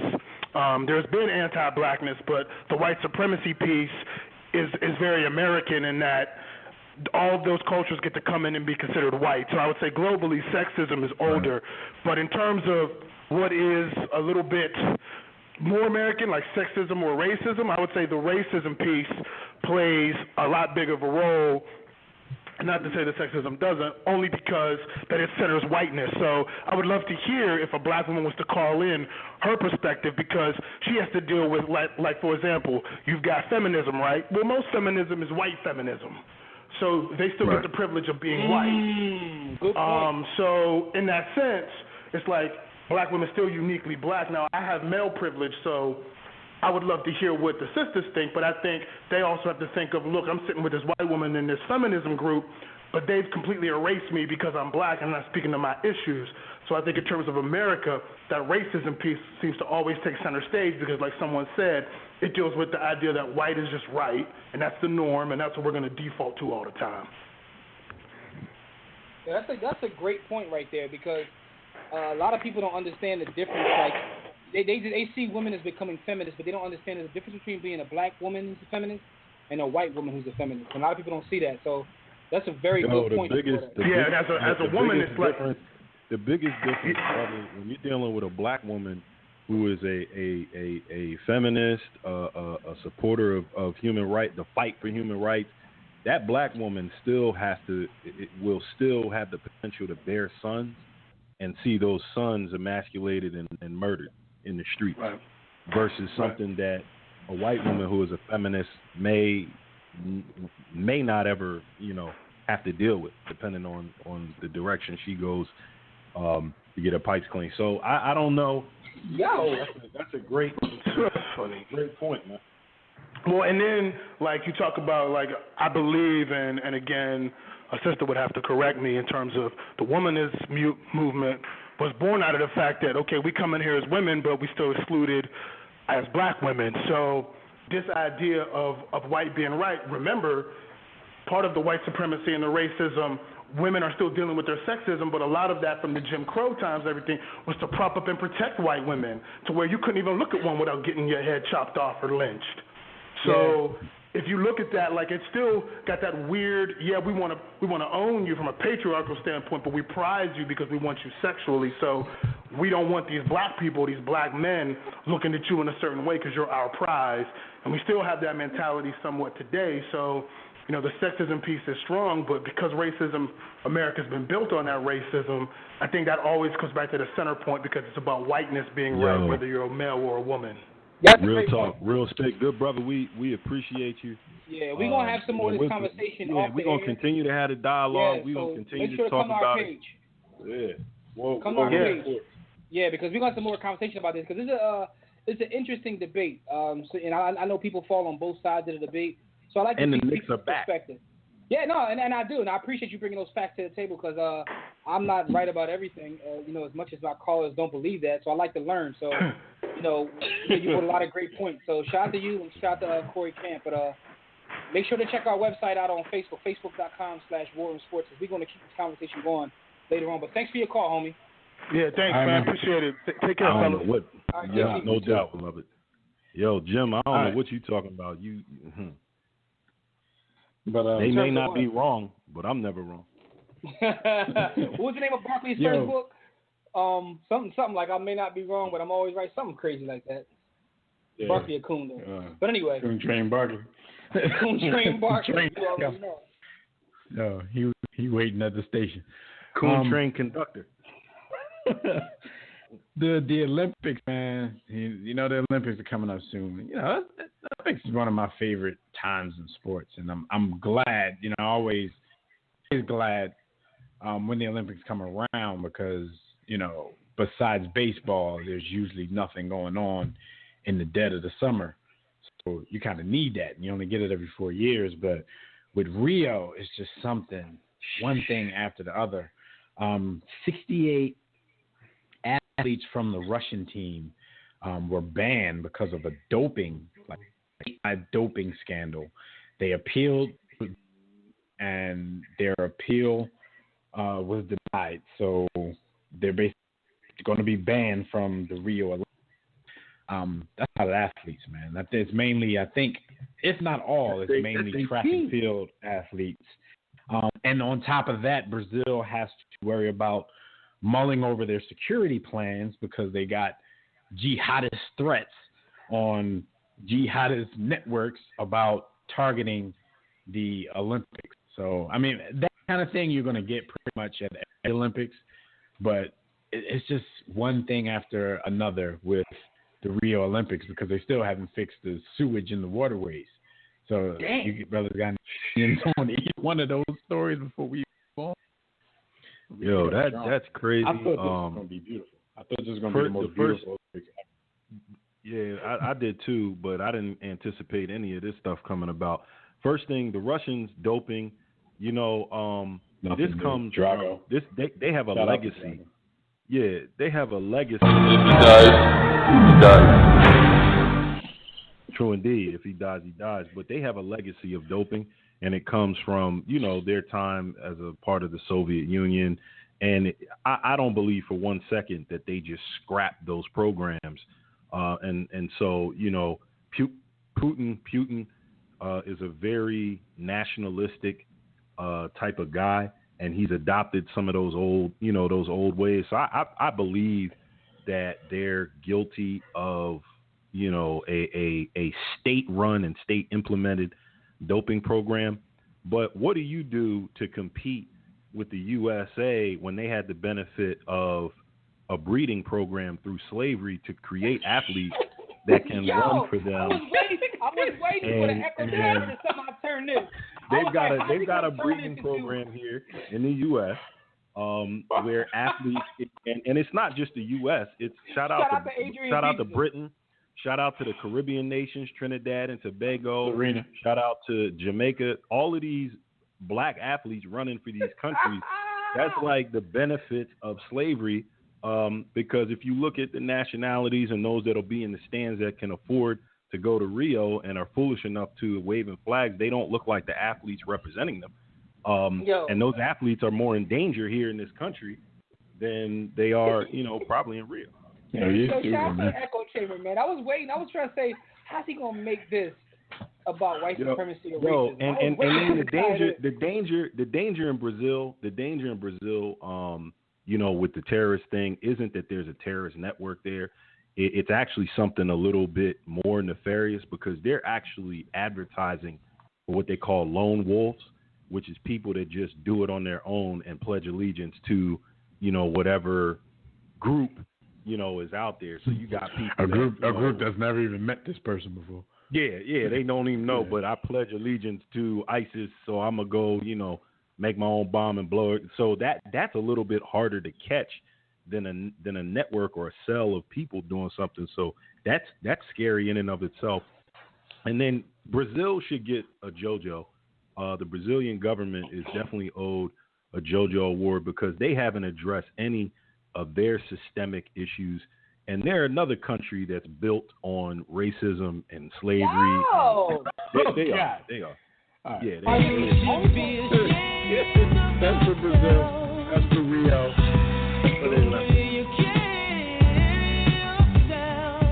Now the thing is, though, they're getting all this backlash now, and we're even joining the fray. The Olympics mess around and go off without a hitch. It'd be the best Olympics we've had in decades. And everybody gonna owe Brazil an apology. It can't be. I want to make London one was statement great though, and I was there firsthand. London, they did a really good job. I just want to make one statement, and my statement is, I see people talking about the water in Brazil and all that, but the water in Flint is still dirty, and people are still struggling out there. So just keep that in mind. That's all I'm gonna say, man. Just keep that in mind, man. Shout out to the people in Flint, because no one's talking about y'all no more. But y'all still out there trying to, fight day to day. All right, man. And shout out to Tim Duncan once again. We talked about him last week on the show. Duncan Fashion Day. The mayor of San Antonio has officially declared July 21st as Tim Duncan Day. So this is real. Like, they wrote up a real decree that July 21st of every year will be Tim Duncan Day. Like, I've never benefited from being from a town this small and kind of so insignificant that they do something like this for an athlete. And even though we do sports for a living, I'm pretty sure, I'm 100% on the fact that we hold athletes way too up in society. But shout out to Tim, Well, watch this, Dev. Watch this. This is catering. Watch this, Dev. This is from my man Echo Chamber. Like, even if we did have an athlete here in Philadelphia that did amazing things, such as Joe Frazier, there's a system in place that won't allow him to be celebrated the same way that a fictional character who got a statue before him is celebrated. Never mind. That's for you, Echo Chamber. I'm just, Straight off my homie, man.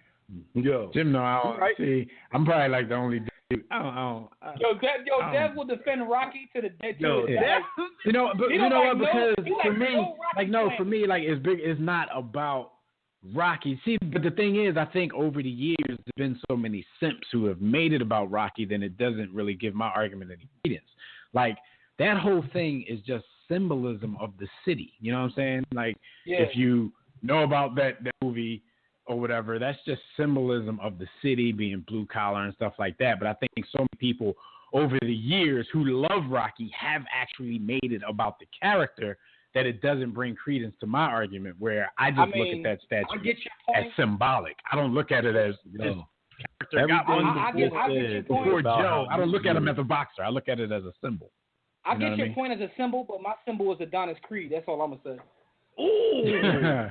Adonis that bull.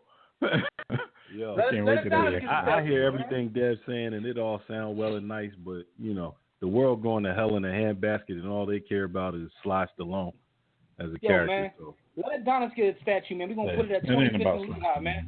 25th and Lehigh, we building an Adonis Creed statue, man. Anyway. Out there with the bike life boys be. You already know. All right, so yeah, shout out to Tim Duncan, and also shout out to the homies from Tim the Tank. Survived a big Tim Duncan and Spurs fan. I listened to y'all show this week. Gave him a blunking. Or last week, and I like how Phil brought because Savad hadn't heard the show yet, so Phil was talking about the conversation we were having, but he was leaving stuff out. So of course Savad was railing on us because he thought he was going in on his boy Tim. He went on Kevin Garnett because we bought Kevin Garnett.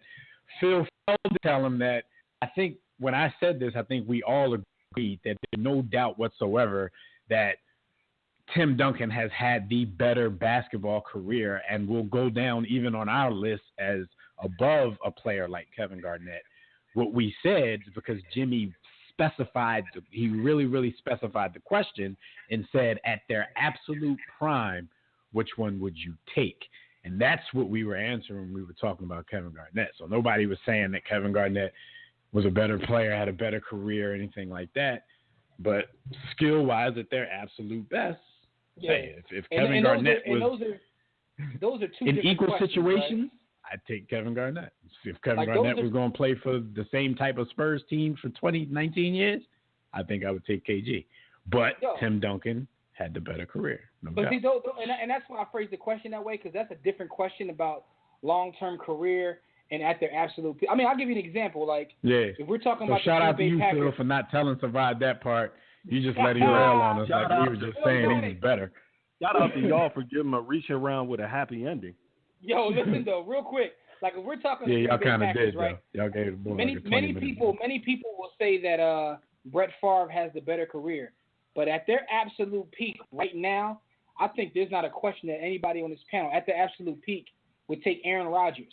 And I mean, a couple of years, Right. he probably have a better career than Favre anyway. But I'm just saying, like, at Yeah, his that's, absolute that's, peak, but right now that's a legitimate question. Like, but career wise, it's like at absolute peak, I think dude has more skills. at his absolute It's peak, not a there's knock no question, on Brett. man. It might be for Jimmy. Shout out to Brett because he's actually on my monitor right now as we speak. I don't know what they For talking why? For about. why? I don't know. I got it on mute. He's coming back. Oh, he must be introducing Trump or something because he looked like a Trump supporter. Nah, Brett looked like he never voted before in his life.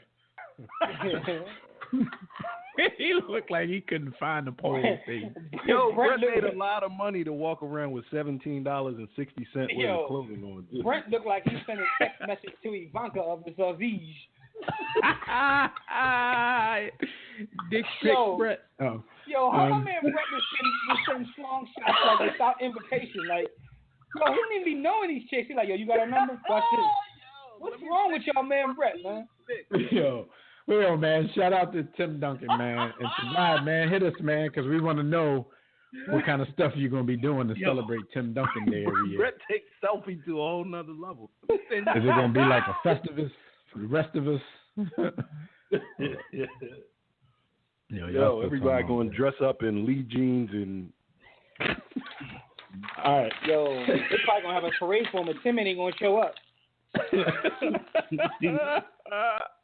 He might show up in like a I don't know. I ain't Yo, Tim gonna getting crap out of on that flyover town as soon as possible. Tim going to be right back in the island somewhere, man. He should be. All right, look, stat of the week real quick, man, before we talk about some pre-training camp stories, because people wilding in the NFL right now. But stat of the week is from the MLB. The homie Hanley Ramirez from the Red Sox, he hit 3 home runs and knocked in 6 runs in a Red Sox win over the Giants at Fenway Park. He's the 7th Red Sox player ever to do that, to hit 3 home runs and knock in 6 runs in the same game. I mean, that may sound like when people hear that, like, oh, man, he's the 7th dude to do it. But people don't realize how long, first of all, baseball has been in existence, how many players have come through, not just MLB, but, you know, the Red Sox organization. So that's a big deal. Yeah, you know, that was going to be my point. Is at the top of that list. Like, But, if you said like the 7th person in Yankees or like Red Sox history, that's different because just like every other sport, like most of the talent has been, you know, consolidated into a couple teams. I guarantee you there are teams in existence that don't have one person do this. Because remember, both of these teams had Babe Ruth at one point. Yo, it's not even luck. When you have no salary cap, I don't even know that's luck. It's like, yo, we just gonna pay for it. We just gonna pay for it. All right, so shout out to him. My man Babe Ruth was on his way to the Hall of Fame as a pitcher and decided, yo, I'm gonna be a hitter, and then became the best hitter ever. and he didn't exercise. All while playing with syphilis. He didn't play with syphilis. Yo, Babe Ruth. Think about it, Jim. If Babe Ruth played in today's game, like he would be the man because of how he hits, but they would pinch run for dude in every big spot that they had to. Like, he would get pinch run for because he's so out of shape. Yo, Babe Ruth looked at today's athletes from heaven and said, "Y'all corny." Yo, if you look at the old footage of Babe Ruth, though, like the cameras and the stuff is so bad, it looks like he'd be haul-assing around the base. Yeah. That's because his feet be moving fast. They don't really be going nowhere. His feet be moving. They don't be going nowhere.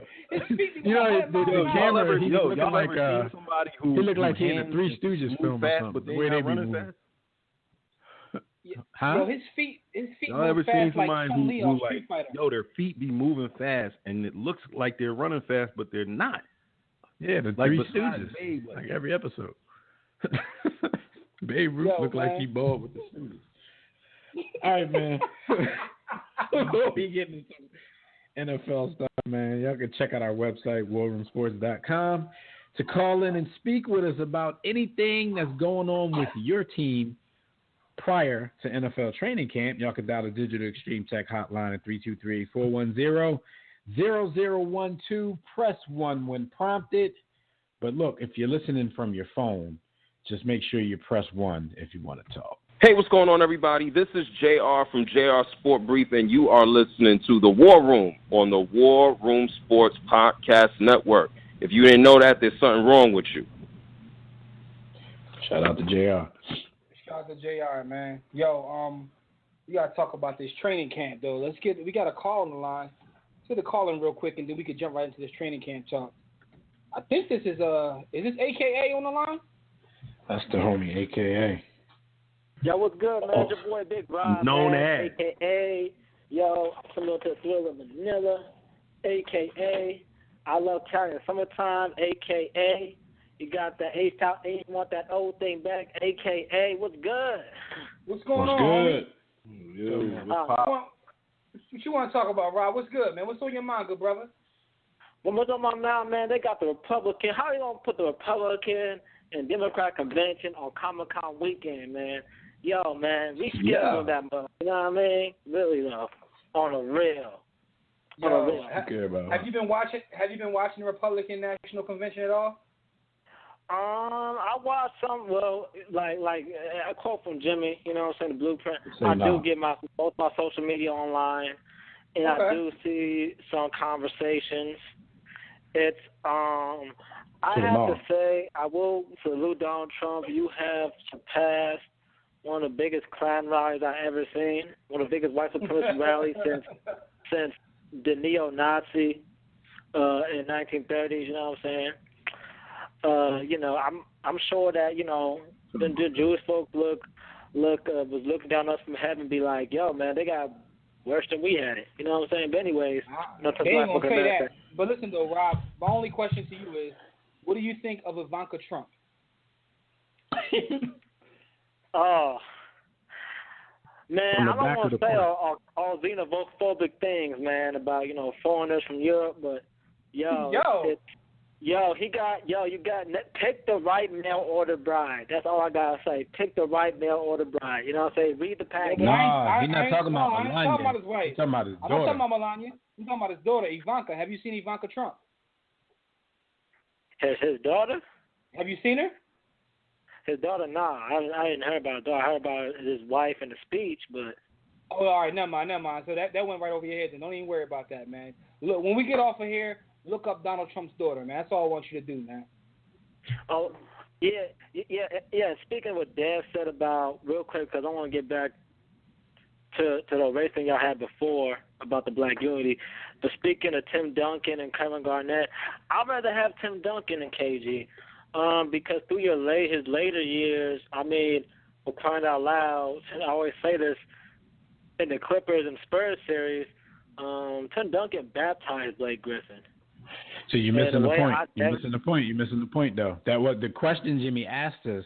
It wasn't about later years, early years, prime. He said in their absolute prime. Neither one of them was in their absolute prime in their later years. In their absolute prime, he asked us who we would take. In absolute prime, I would take Tim Duncan. Yeah, I mean, I'm not saying that your answer would it's change. not a I'm bad just answer. telling you how you just answered it was you're not giving us our credit for how we answered the question. Like, Tim Duncan is, in my opinion, the better player.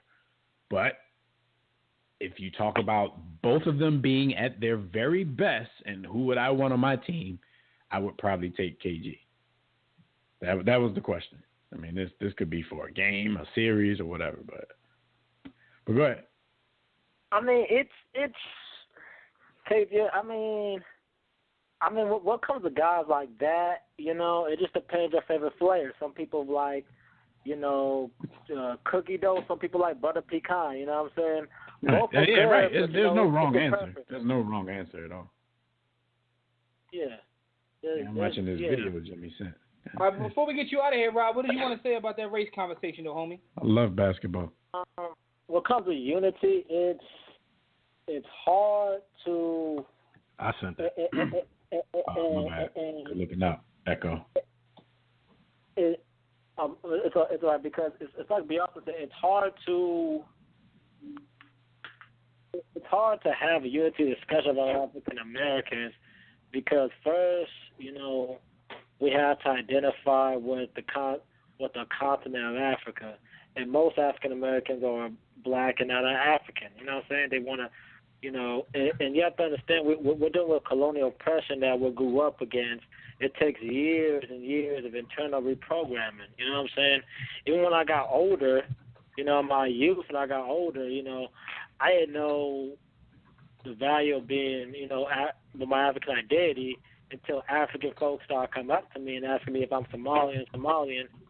Until, what come today, it's like every time I see a group of Somalians and they come up to me, it's like, it's like I'm like it's like freaking like a barbecue, man. It's like I'm fresh out of jail. Like, hey, what's good? You know what I mean? It's good, and there's that warm feeling. African Americans is it's different. Listen though, real quick, because I understand your point, but at this point, we can unify over being African American. I get your point, but because you have Jamaicans who identify as being Jamaican and not necessarily African American. The same with people from Trinidad and so on and so forth. But there are enough, and we have a unique experience here. And furthermore, we built this country. I feel like I'm entitled to this country. Everybody else got a role. We built this. But, that's going to lead us down a whole nother tangent. So, with that being said, Rob, though, we got to move on. We ain't got that much time left. But thanks for your call, homie. We appreciate the support, as always, man. And, holla us next week. I'm going to tell your boy Tobias, USC is going to send Roll Tide back to that Alabama cotton patch, man. Real talk. Already. All right, homie. Peace. Okay, my name. You already know, man. Anyway, man, it's time to definitely talk about what Dev said. What's going on in training camp? Because there's a lot of nonsense going on in training camp. And that is brought to you by Sports to Book. If you're tired of reading Babbage sports books, all that bum stuff that's out there, just cop the book known as Smart People Only Read Sports, which can be found at sportstobook.com or warroomsports.com. It's the Illmatic of sports book. You need it in your life. It's going to tell you how to think. It predicted a lot of what's going on right now. You know what I'm saying? Just shout out to the writer who's an intelligent brother. But sportstobook.com or warroomsports.com. It's time to talk football, believe it or not. Damn, football. Did you say football? Already? Yeah, it's football time, man.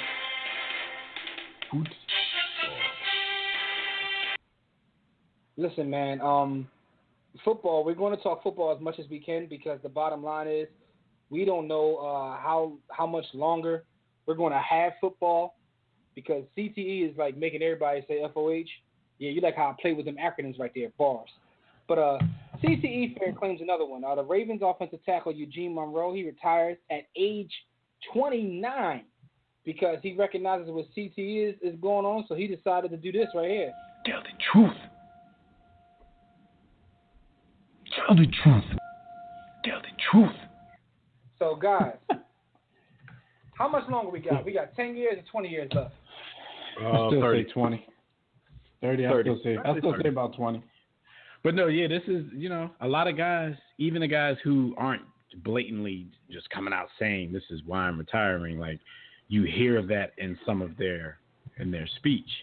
Like they'll say a laundry list of things. I want to spend time with my kids. I want to do this. I want to do that. And then they'll throw it in like, injuries. We know the injuries that a lot of people are talking about. But this guy flat out is saying, over the past 18 years, I've gone through a lot of traumatic head injuries and body injuries.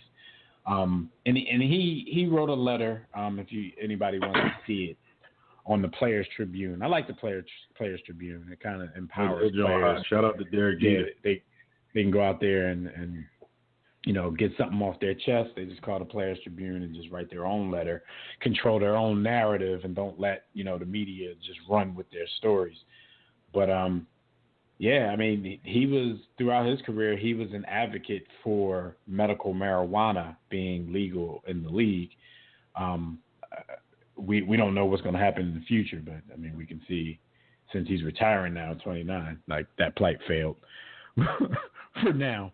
But yeah, it claims another one, man, and it goes to the question that everybody's asking everybody right now. Every time I see a football athlete on anything, like getting interviewed, it don't even have to be sports related. I saw one on the Breakfast Club, and of course the question was asked, would you let your son play football? And yo, I would say like 6-7 times out of 10, 10 times that we hear that question, I'm hearing dudes say no. I'm hearing some dudes say hell no. Even dudes themselves that play, I've heard the same thing. Right. Like, well, my kids ain't gonna play. Like, I gotta get this chicken right now, but my son ain't playing. And it's crazy, man, because now, and I know it's gonna come off as sounding real crazy and wrong, but all this proves that the NFL was right to hide it, because they knew once the word got out that eventually these cats were gonna start making smarter decisions. They was like, we got to get this bread as long as possible. We can pay this little lawsuit off, but they pay next to nothing when we think about it. So from a business standpoint, they made the right decision. I know that sounds so bad, but from a business standpoint, they made the right decision. Like, look, let's pay this little lawsuit off. I mean, we know Will Smith out here drawing, so let's pay this little lawsuit off. But it's crazy, man. It's just crazy. Yo, NFL, they tried for a long time to tell the truth, and they just losing. They held it down. They printed that money for a minute. They printed that money, and they still will for a while, because the fact is, like, we talk about how much of a savage you got to be to play the game. Like, we're the real savages because we just want to see people knock each other's heads off. Absolutely. But this has been going on since the beginning of time. Right, the fans just angry that they can't get their Jack Tatum on. Right. Yo, like when you watch Gladiators fight, and they was fighting for, like, you look in the crowd and cats was like savages, man. Like, I don't know if any of you gentlemen ever seen the show Spartacus, but like, yo, it's crazy. Like, when they used to have fights in the Coliseums, in the crowd, cats would be drinking and chicks would just be flashing their boobs and like going crazy. We love to see. I mean, it's the same reason why when you see a car accident, you see cats standing there like just looking. Like, we don't want to be a part of it. We want to see that. We want people to like give their lives to entertain us. Yo, well, look. Speaking of the Ravens, while we're on a Ravens player, Jim, did y'all hear about Ray Rice? And he's basically promising. Whoa! Ray Rice is in desperation mode right now, because he's saying, if somebody signs me, I will donate my entire salary to domestic violence programs, prevention and awareness. I got a few quotes from Ray Rice. He said, all the scrutiny that I've got, it was deserved, because domestic violence is a horrible thing. He also said, me donating my salary is something that'll be from the heart for me. I only want to play football so I can end it the right way for my kids and for the people that really believed in me. But I know there's a lot of people affected by domestic violence, and every dollar helps. It's raising awareness. One more quote. He said, people need homes. People need shelter when they're in a crucial situation. I've donated a lot of money to charities, but I had a situation where it was a national crisis. I'm not saying I'd be donating the salary to get on the field, yes you are, but it's something that will show where my heart is. My heart is about finishing the right way and helping people along the way. So what do y'all think? Y'all think this is a desperation move, or is this strictly straight from the heart? I think it's both. I think that he's desperate. I think that he is genuinely remorseful. I think that he feels like not only has he been punished, but the unintended consequence is he's a pariah. And so, you kind of maybe feel a little bad for him, but dude, you whooped your wife's tail on camera. You can't be mad. So I don't think he's mad. And I definitely thought he was. I thought it was all desperation mode. You know how you read the headlines and you don't read the actual story. So when I first saw it, I thought it was all desperation mode. But it kind of makes sense. It's like, after all that I've done in the league, I don't want to go out like this. So I'm willing to basically play for free just so I can go out on better terms. At the same time, if I'm a team, I'm scratching my beard right now like, all right, well, if it's all like that, then how about you just play for free and we just don't give you a salary? And then you just go out and you speak on domestic violence. How about we do that? Because we need more awareness than we need money. You're telling them to volunteer?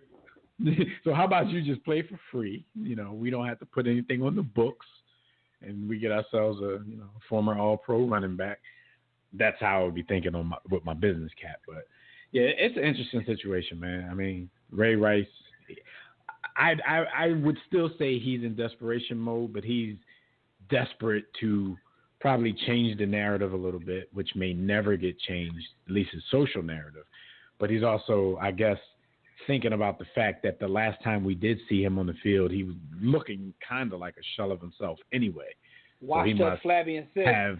Yeah, I think he just has a little something to prove in the football realm before he calls it quits. But I still don't know if anybody's going to give him that shot. Here's what's crazy, man. The one thing that I can say about the whole Ray Rice thing is, Eagles, Mike.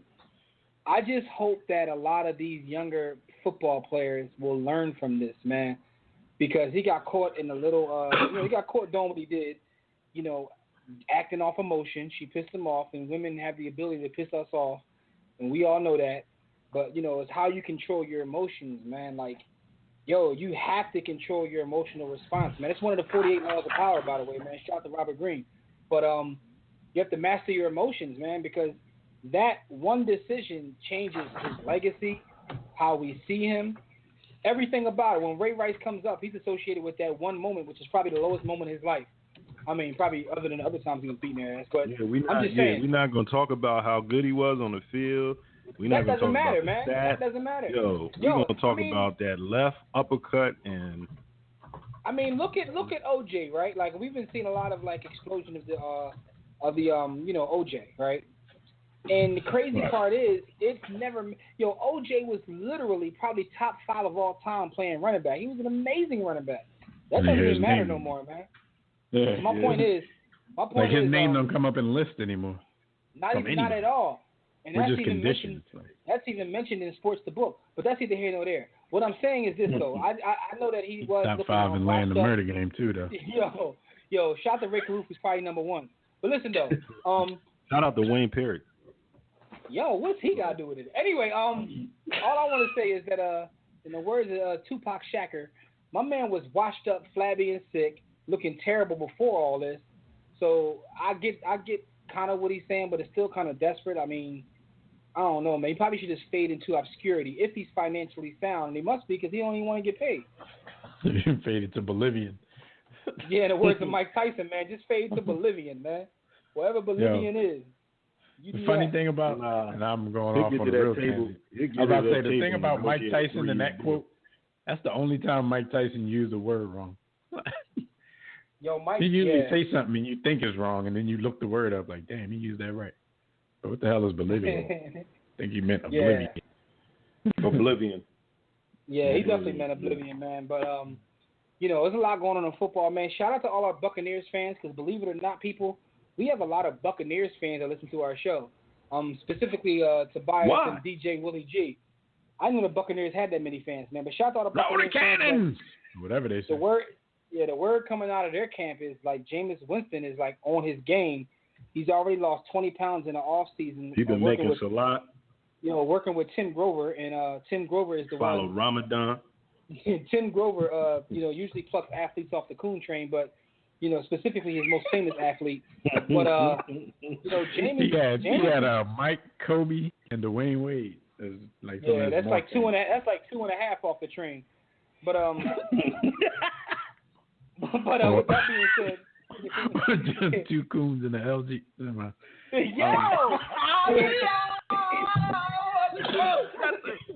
In the words of Nas, man, these are our heroes, man. You switched on shit. Listen though, so with that being said, man, Jameis is taking this thing real serious, man. He's trying to take it to the next level.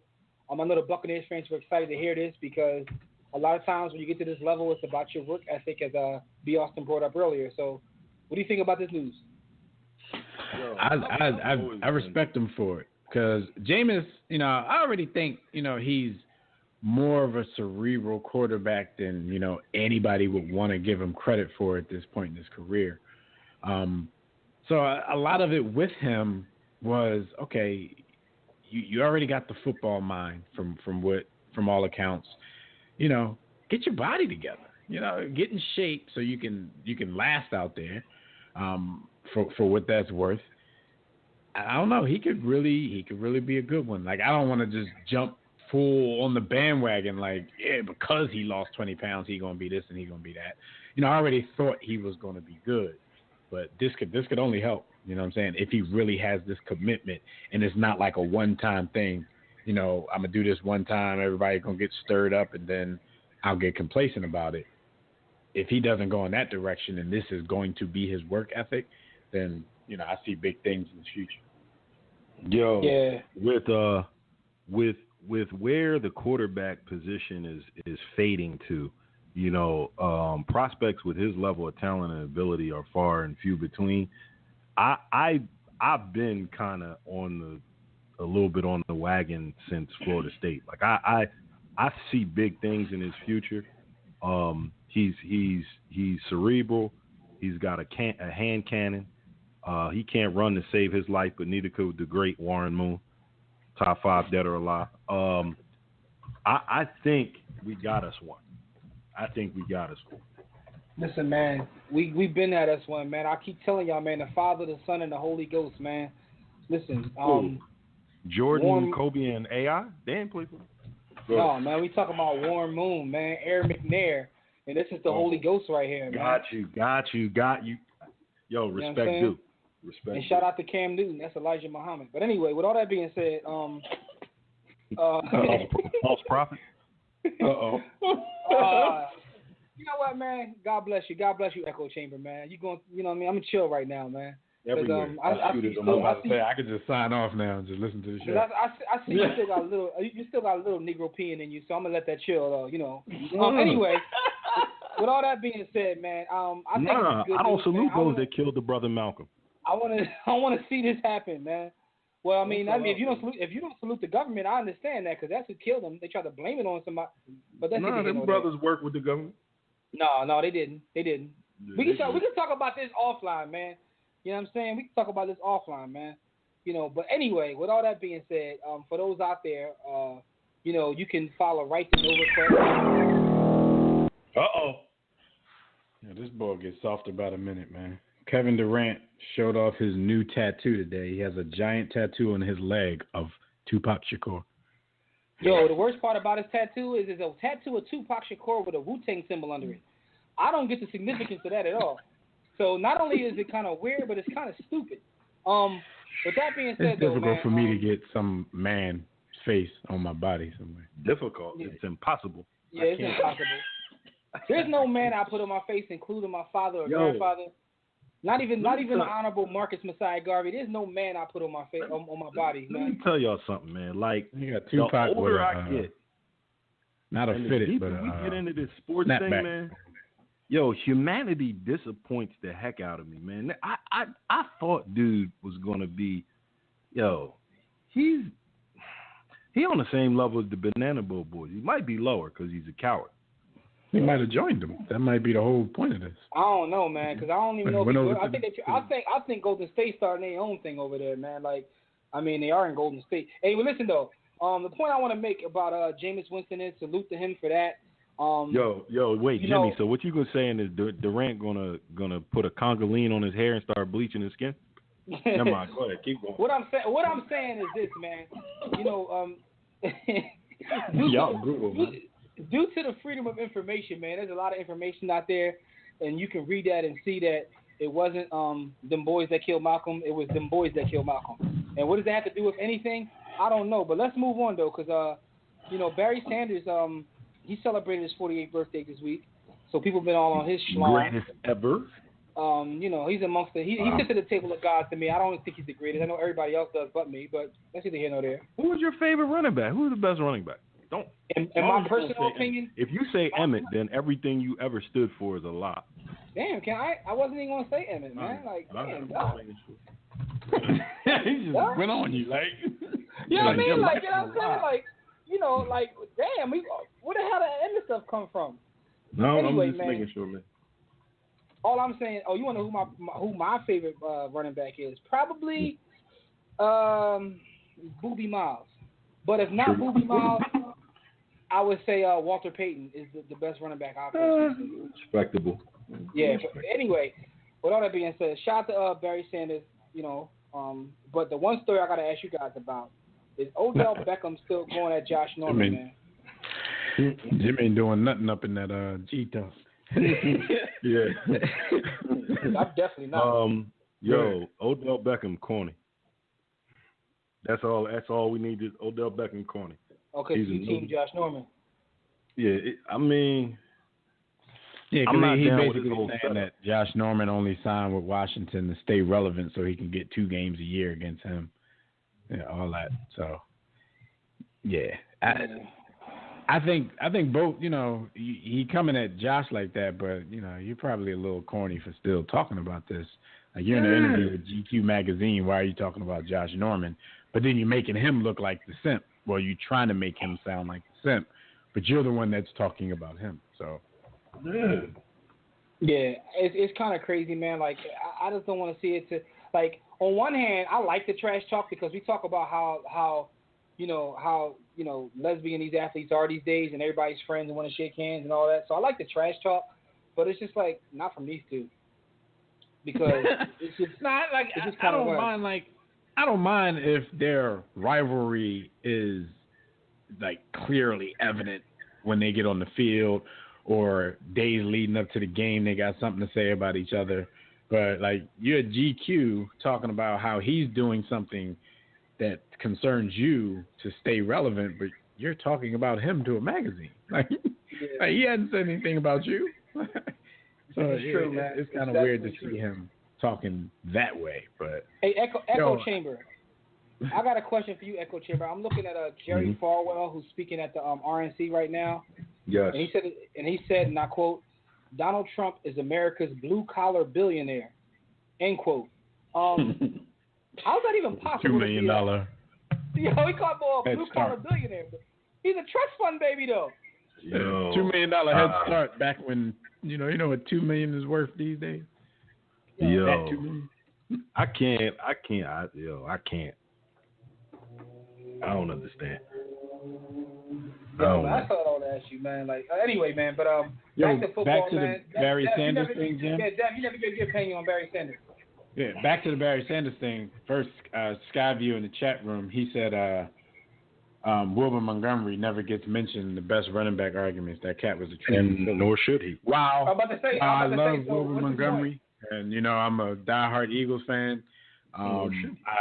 Rightfully so. I think he gets left out as the greatest running back ever argument. Wilbur Montgomery isn't better than Brian Westbrook. Yeah, he was nice. He was good, but yeah. He might not be better than Brian Mitchell. Don't disrespect him.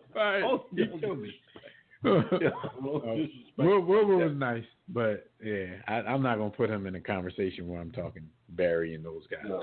But Jim, to answer your question, like for me, Barry Sanders he's definitely the greatest running back that I've ever seen.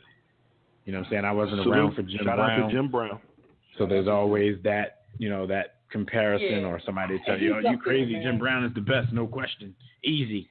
But he's up there. As but you for said me, that, I ain't never seen Jim Brown tote the rock outside of it. But I've seen Walter Payton. My only knock on Walter Payton is he allowed people to call him sweetness. But as a football player, man, he's probably one of the best football players I've ever seen play. But I saw a lot of great running backs, man, because I remember watching Eric Dickerson play. I remember Eric Dickerson getting the now ball. Now you get to see his son Adrian. Yo, and you still in my thunder. I was about to say, and watching Adrian Peterson play, he's up at the table already. Get your list ready. Get your list ready. Next week, everybody's gonna give their top 10 running backs of all time. True. Ooh. We out of time. And look out for that versus that's gonna be dropping real soon. Like Thank you to folks for joining us in the War Room. Shout out to everybody in the chat room, Facebook, Twitter, all the social media. We appreciate all that. People that called in, we appreciate it. Tune next week live right here on demand on the WRS Podcast Network. NFL training camps are underway. We'll talk about the storyline. And also some burning questions for a few teams entering camps in 2016 season. So until then, enjoy your week, and we'll see you right back here next time. Catch our conversations on Facebook, Twitter. I mean, everything we do, our blogs, webcasts, network podcasts, everything is on warroomsports.com. Cop my book, Sports the Book, at sportsthebook.com or warroomsports.com. You know what I'm saying? Go ahead, be awesome. Take us out with that melody. Until next time, everybody. Lord. Be steadfast in the war against ignorance. Today we step into battle. Shout out to the Echo Chamber.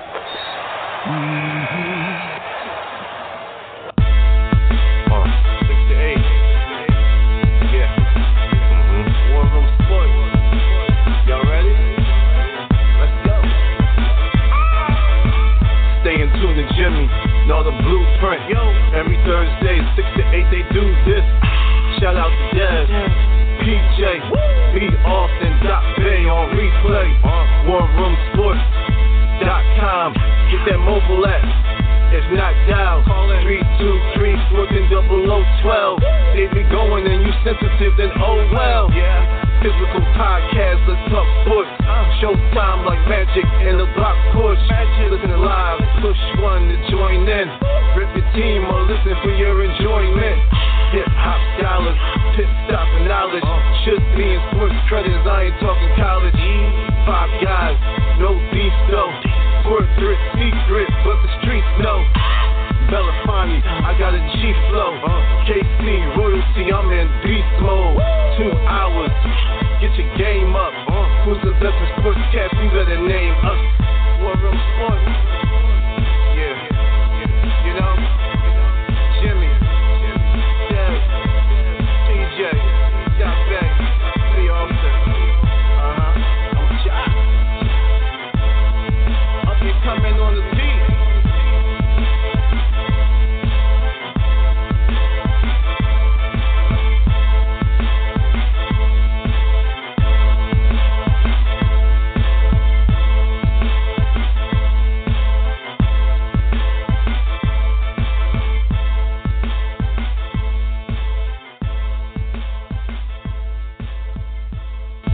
War Room Sports, www.warroomsports.com. What? Ain't no more to it. Firing up the grill, having a picnic, going to a game, or the shore? Stop by Acme for juicier Lancaster brand meats for the grill. Fresher cut fruits and vegetables, tastier desserts from our bakery, and all of your snack needs. Mix, match, and save on fresh blackberries, blueberries, raspberries, or strawberries. 6-ounce packages are buy one, get one free. And serve up summer with Purdue chicken drumsticks, thighs, or whole frying chickens, 3 pounds or more, only 99 cents a pound. At Acme, it's just better. Firing up the grill, having a picnic, going to a game, or the shore? Stop by Acme for juicier Lancaster brand meats for the grill. Fresher cut fruits and vegetables, tastier desserts from our bakery, and all of your snack needs. Mix, match, and save on fresh blackberries, blueberries, raspberries, or strawberries. 6-ounce packages are buy one, get one free. And serve up summer with Purdue chicken drumsticks, thighs, or whole frying chickens, 3 pounds or more, only 99 cents a pound. At Acme, it's just better.